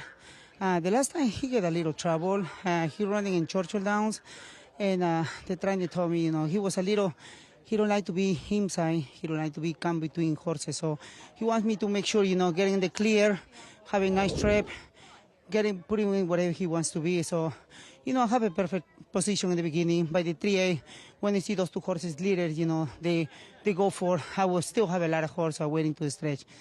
By the time, you know, when I let him go, he flew, have a lot of horses. Well, you got back on after riding this horse all the way back on debut, but got the job done. I want to ask you about Runaway again in tomorrow's Tinsel Stakes, getting aboard for David Jacobson. Tomorrow, right? Yeah, I'm very excited to run for him. I hope so, you know, I can start it good. I used to run in the past, many years ago in Aqueduct, and I win a lot of races for him. He's a good trainer, so I'm very excited for tomorrow. Well, congratulations here, and best of luck tomorrow. Getting a stakes win's always exciting here in the beginning stages of the meet. I appreciate it. Thank you. Chris? Thank you very much, Megan, there with winning jockey Rafael Bejarano. And you get a 5-1 winner, Dreamin' Blue for trainer Randy Morrison. The Class 6 continues on. Now you get a 5-1 winner in this spot. It went 8-6-3. Good time, too, in the Silk Stakes. If you're alive in that Class 6 Pick 6, you're alive to the 4 for $27,000 and the 5 for $110,000. The rest of the runners are paying 5 of 6. All right, let's see if the 4 and the 5. You take a look at the 4 and Tranche. It's going to be your current 8-5 favorite, Tis Wicked Strong, at 4-1. So if you've got these horses on your ticket, you feel like you're real live going into the finale. Yeah, you got to feel good. There's nothing wrong with being alive for 27 and 110. But if you aren't, and you're looking at the races for tomorrow, you're looking if the 4 or the 5 don't win, you're looking at a carryover into tomorrow. Yeah, we're looking forward to seeing what happens there. We've got Yonkers coming up now, and we've got one race that we've already seen. And Paul Verderosa, I'm going to bring you in because it is post-parade time as we are fast and furious. Looking like a camera a little shaky there, but the number 1, Matt Kakaley, is going to be on the 1 at 15-1. Windy afternoon everywhere. Just missed against Redwood Hanover last time out, gaining a little bit late on that one. All right, the number 2 is going to be Per Ungblom trained, and it's 5-1 at Redwood Hanover. This will be my top pick in here because this guy is solid, and on his best day, he can win here. Just going to have to find a good early spot. He's posted well to do that, and he does like to be forward, so that is to his advantage. 11-1 will be coming up next, and that's going to be the number 3, Soho Firestone. You know, he's in the same boat as Redwood Hanover when it comes to trip in this race. He's going to be looking for a spot early on that's up close in here. He's kind of played second fiddle in the last 2 legs of this series. Big name here, Tom McCarthy, Captain Albano. Yeah, big season too as well, over $500,000 in the bank, and he's won in various ways, so that makes him much the horse to beat in here. The 5 is 9-1 right now. Calico Jack Hanover has to make up 5 lengths off of that last effort. Yeah, for sure. For sure, and it's going to be tough. All right, we're going right to the gate here. We can't continue that post parade because they are moving. It's a good course over there at Yonkers, and we've got the Grand Prix Pacing Series Final. It's their 8th race. It's $250,000. Top pick, Paul. 2. I'm going to go with the 2, Redwood Hanover. I like it. 6-1. We'll see if Redwood Hanover gets the victory. In the MGM Grand Prix Pacing Final. And they're off. Hunting the last dollar from the far outside post. Flashes early speed.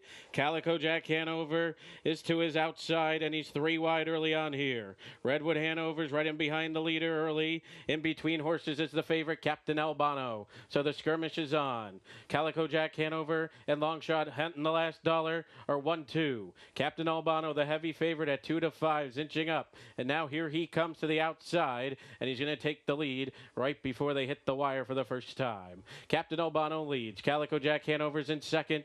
In third is Hunting the Last Dollar. And then it's back. Redwood Hanover is racing along in fourth. Catalpa Rescue is in fifth. Coach's Corner is in sixth, and he's 8 lengths off the lead. And then it's Soho Firestone, always a thrill, springing his step, and Mossdale Ben is the early trailer. Up the backside they go. Captain Albano leads. Todd McCarthy and the heavy favorite have a length and a half advantage on Calico Jack Hanover, who's in second. Hunting the Last Dollar, the long shots in third. Half, 57 seconds flat in the wind. Redwood Hanover, 5 lengths off the lead, looking to go to the outside. Catalpa Rescue trying to flush him out. Then it's Coach's Corner. Springing his steps, picked up a couple spots down towards the inside. Then it's Soho Firestone. The 2 trailers right now are springing his step in Mossdale Bend as they have 1 lap remaining. Captain Albano leads. Over Redwood Hanover, who's parked out in second. Calico Jack locked in the box in third. Then it's back to Catalpa Rescue, second over, with a long shot chance if good enough, as Coach's Corner is behind him.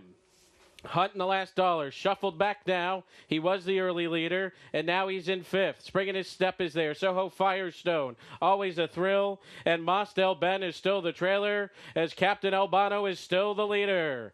Todd McCarthy starting to go to work on Captain Albano. He still leads by over a length. Redwood Hanover's in second. Coach's Corner's 3 wide. He's produced by Jason Bartlett, and he's coming after Captain Albano. The favorites are 1-2 with just over 1/8 of a mile to travel. Captain Albano leads. Coach's Corner grinding away, and here he comes. Coach's Corner on the outside. Captain Albano on the inside. Coach's Corner has taken the lead. Captain Albano will be second. Coach's Corner finally gets his final over Captain Albano. Tight for third in 2:23-1. Track announcer Rich Matei there with the call on the number 9 Coach's Corner, who gets the victory, and it's a big win there in this Grand Prix Pace Series final. Jason Bartlett with the driving duties.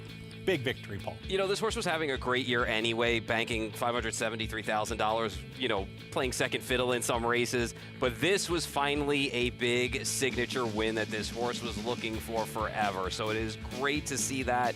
It's nice to see a Marquis Stakes win. Had to start seconds here. First world problems didn't matter.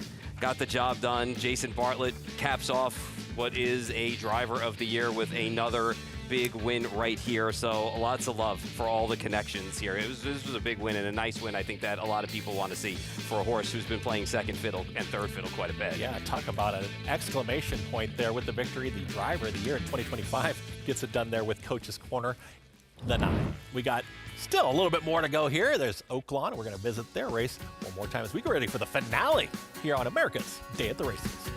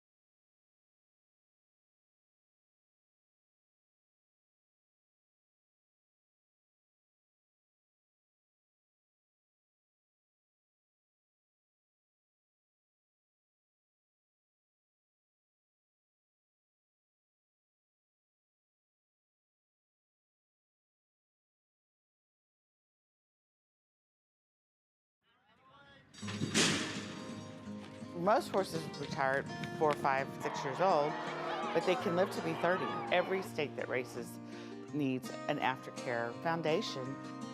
It was all started by Bill Walmsley, so we got together, got with Jennifer Hoyt, we got a website, we got a Facebook page, and we could rehabilitate and retire the thoroughbreds that have raced at Oaklawn. We started off very slow. I think we maybe had 6 horses the first year we were in the program. Overall, we've probably retired and rehomed over 50 horses. We do ask that every owner that donates a horse into the program donate the horse with $1,000. That just helps care for the horse for the first month or so that we have the horse in our care. Every year we do get some good funding, but it's amazing how quickly that goes during the summer and fall when we're taking care of about 25 to 30 horses.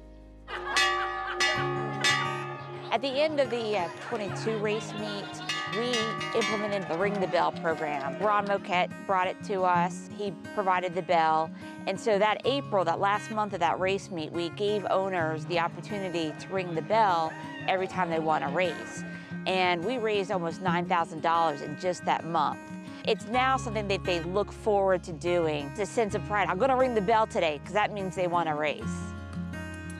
2 years ago, the HBPA installed an equicizer at Oaklawn, and that's been a huge fundraiser. Trainers pay $10 per horse every time they put it on that equicize wheel, and all that money comes to our program. Each horse has its own adoption fee. We usually set that based on what the horse will be doing in his second career. It ranges from between $500 and $1,500. These horses have such a great purpose. They want to do something. They want to be a little girl's horse. They want to be ridden. They want to trail ride. They want to event. They want to be a hunter jumper. They want to do something else. And it gives them an opportunity to live a long, prosperous, wonderful life outside the racetrack. But we need that resource everywhere so a person can responsibly retire their horse and have it taken care of. Tremendous program there at Oaklawn Park, and we're taking the fast lane as we run through the streets and getting ready for the nightlife there in Hot Springs. But tremendous racing that we've seen so far, and just a wonderful program for aftercare and the Ring the Bell. You win a race, you ring the bell. Hey, there's nothing wrong with that. I like ringing the bell. And I've had fun. I haven't been to Hot Springs since the hotel's been there. It's been a while, but when I was there a couple times a few years back, it's a lot of fun. That strip right there, a lot going on. Paul, you been to Hot Springs? No, I have not. Oh, my goodness. Got to get you down there. Maybe they'll send me there this spring. You never know. In the paddock right now for race number 10 as we get set to close things out. And this is a big race from a wagering standpoint, too, because you talk about the Class 6, and we were pointing it out. You see the 4 right now at 2-1. Some carryover opportunities here in the finale. Yeah, the 4 and the 5 are covered, 27,000 and 110,000, respectively. The 4 obviously is the 27,000, 27,531 to be exact. But who's counting at that point? There you go. The rest of them will result in another carryover, and also result in 5 of 6. Hopefully, you played on NYRA bets, so I don't have to tell you not to rip up your tickets. If someone else wins, you could be surprised when you hit that refresh button and you get a little bit in there for being 5 of 6. Yeah, if you're alive to the 4 and the 5, you are rooting hard here in the finale, and if you don't have the 4 or 5, you're rooting for that carryover. That's just what happens in racing. But a fast main track, it's been good racing. I think the outside draws have been a little bit stronger in the afternoon, but I don't necessarily would call it a trend. I think it's just the way the races have been run. But Paul, as we see the horses in the paddock and they're getting saddled up, I mean, at 7-5, is that too short a price on the 4? I think it's a combination of a huge drop down in class in here and facing horses that are just not as strong as what this horse was facing prior out in California. Horses are coming onto the track.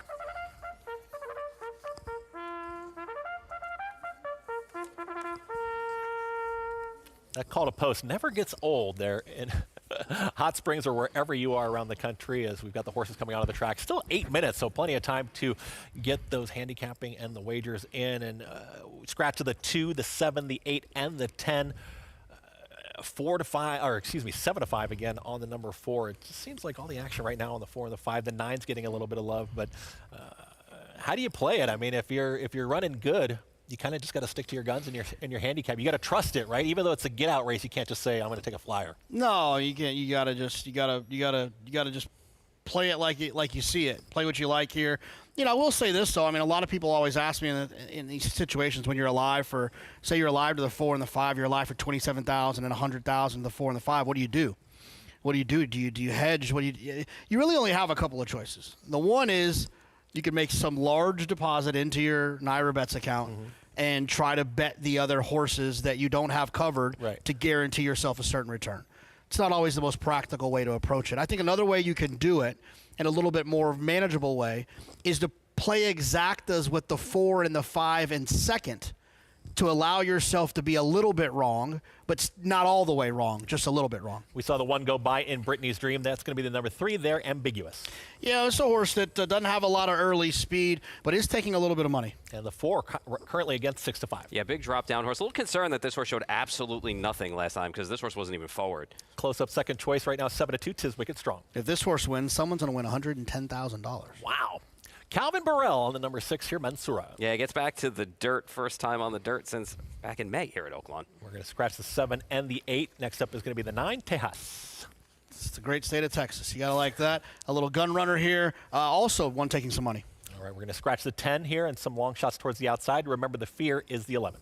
Yeah, I mean, if I was alive to the 4 and the 5 for a big score, I would not fear.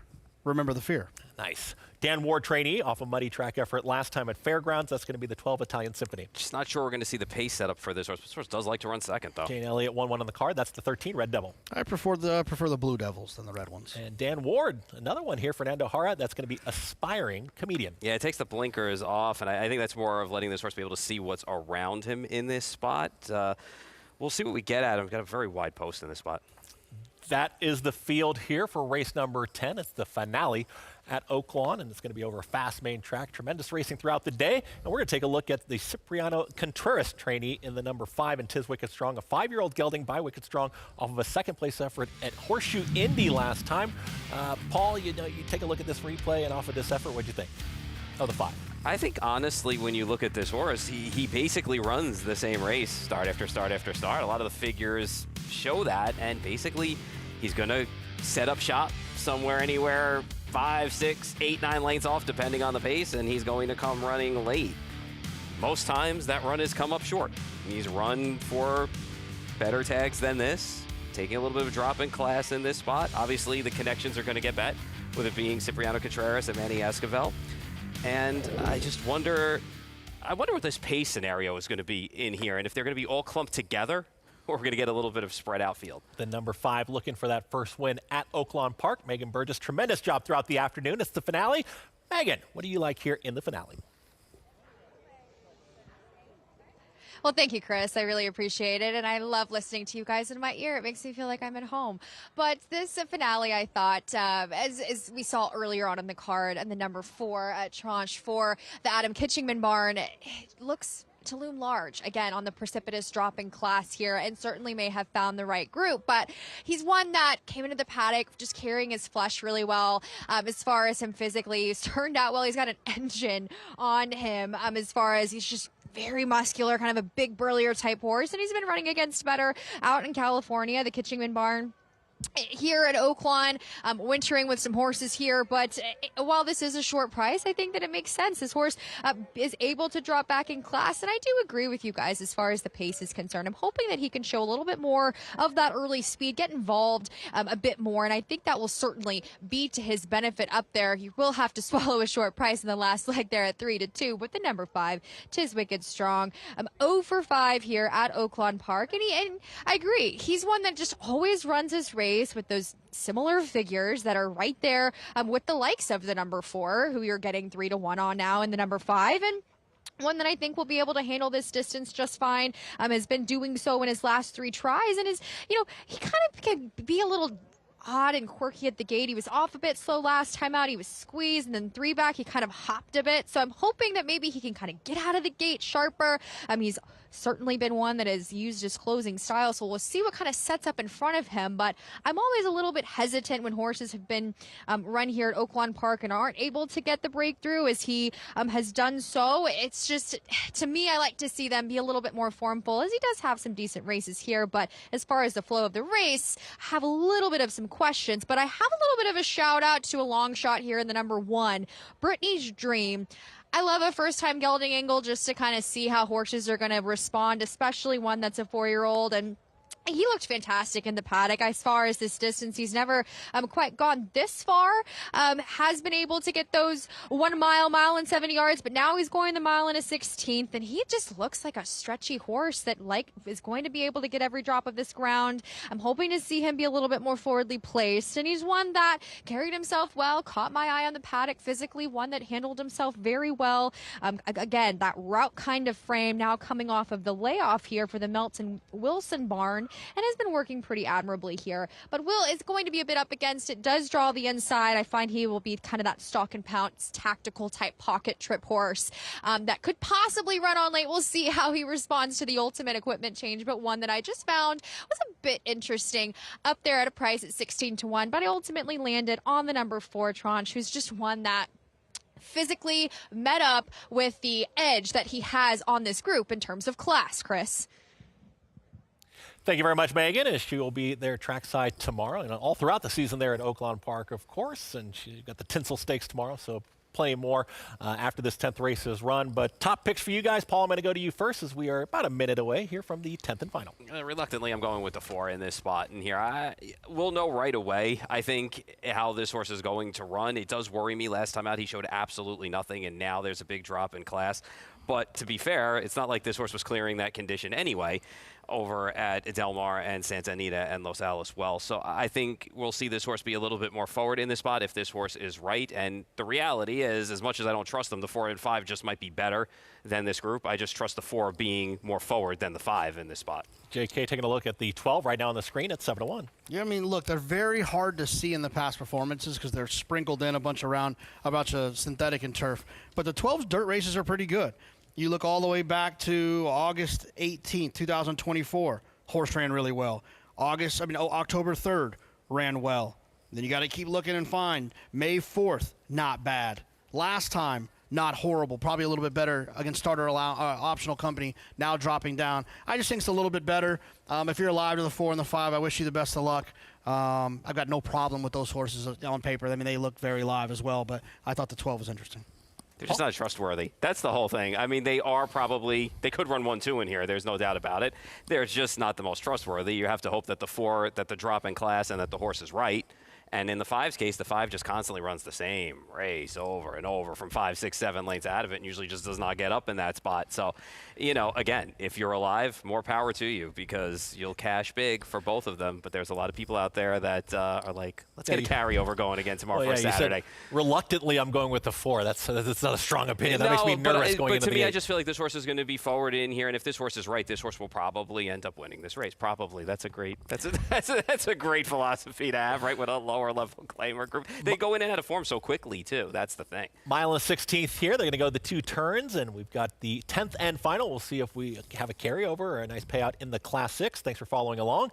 Matt Dinnerman with the final horse to load and the call at Oaklawn. We're ready to go in the finale. And they're off. A very awkward break from Brittany's Dream, who threw his head right at the start, and Tis Wicked Strong was away slowly. Mansoura going to the lead at once, leads a length and a tail early from Tejas in the orange colors second. Remember the Fear alongside of him. Tranch, a little bit eager behind the pace, is down on the inside of horses around the clubhouse turn. Italian Symphony is next. Brittany's Dream alongside has recovered after the awkward getaway. He's tugging a bit within 2 lengths of the lead alongside the favorite Tranch. Then comes Ambiguous. He's racing in midfield, a length and a half in front of Inspiring Comedian, Red Devil to the inside, and Tis Wicked Strong, who's at the back of the field, just 7 lengths from front to back. Down the back stretch they go, and Mansoura is an arrow lead here. Tejas to the outside, applying the heat. Lengthen a tail to Remember the Fear. Gets a good trip in third. Tranche to the inside of Horses and Brittany's Dream, who's between horses. Another 2 lengths back to Italian Symphony. Ambiguous, still in midfield. He's 6 from the lead entering the far turn run. Aspiring Comedian, Red Devil, and Tis Wicked Strong. They all trail together. 3 of them line up at the back as they go into the far turn. Mansoura hustled along to keep pace. Tejas alongside here. Early move coming from Italian Symphony in the 3-path. Tranche is behind the leaders still. He's saving ground, looking for his spot. Now he gets a giddy-up reminder to go and gets outside of a weakening Mansoura at the top of the stretch here. Meantime, Italian Symphony has the lead coming off the turn. Tejas right up alongside of him. Tranche needs to get going. He's third, plotting in place. Just bumped there with Brittany's Dream. 1 furlong to go here. Italian Symphony, narrow lead. Tejas battling hard from the inside, but it's Italian Symphony with the upper hand. Tejas has run a game race, but Italian Symphony and Abel Cedillo are going to finish it out, and we have a big pick 6 carryover into tomorrow. Tejas was second, Photo for third, Brittany's Dream, and Tranche the favorite. JK, top pick there, the number 12 Italian Symphony, Dan Ward, Abel Cedillo. They get the victory. Nice selection. Look, like I said earlier in the show, you can't be results-oriented. The 5 missed the break.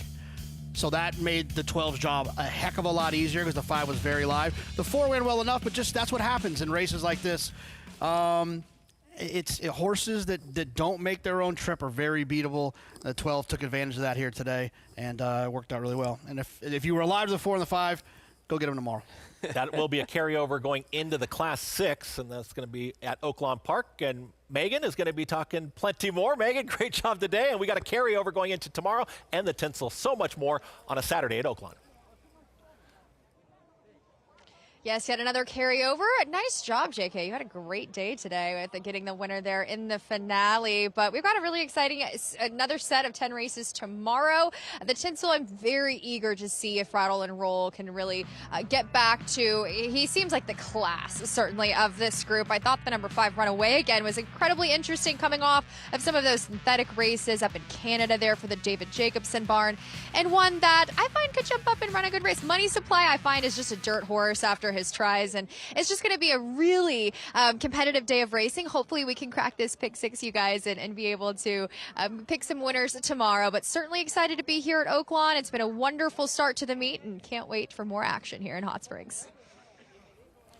Great to have you there, Megan, and we've got that Class 6. We'll see what that carryover is. A nice selection there from JK. You had a winner as well, so just winners all around here on the desk. Yeah. Trying. Listen, every day hustling, man. Some days are better than others.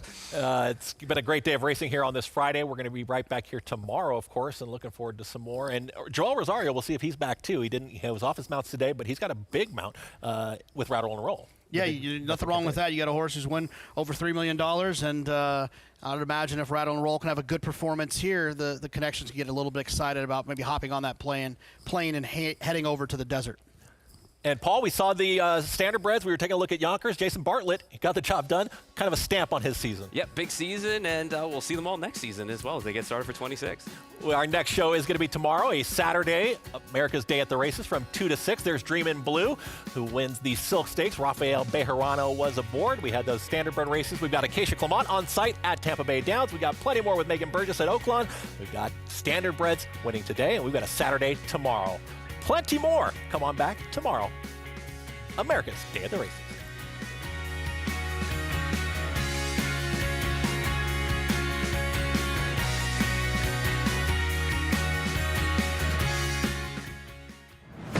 In racing, bloodlines are kingdoms, and every kingdom needs an heir. Sired by Uncle Mo, King's Barnes was chosen for greatness. An $800,000 2-year-old built like an empire. He defeated champion Arcangelo on debut, dominated the Louisiana Derby in his 3rd start, and achieved a defining victory in the Grade 1 Stephen Foster. King's Barnes, where the line of kings continues. A provision in a bill passed this summer reduces the tax deduction for wagering losses from 100% to 90%. This unfair change would tax horse players on a percentage of their losses, could cost over $1 billion in handle, and threaten thousands of jobs in the racing industry. That's why the NTRA is fighting to pass the Wager Act, a new bill that would restore the deduction to 100%. Tell Congress to pass the Wager Act. Visit ntra.com/wager. New York breds. Race them. Respect them. Bet them. Respect them. Breed them. Respect them. Buy them. Respect them. Train them for a second career. Respect them. Join us in respecting thoroughbreds at every stage of life. Learn more at nybreds.com. Racetrack Television Network brings you every race, from every track, on every screen, every day. With monthly packages starting as low as $5, RTN gives you great value and access to more live HD streaming and race replays than anyone. Visit RTN.tv today to sign up and watch on almost any device, including Roku and Amazon Fire. RTN has packages that start at $5 per month.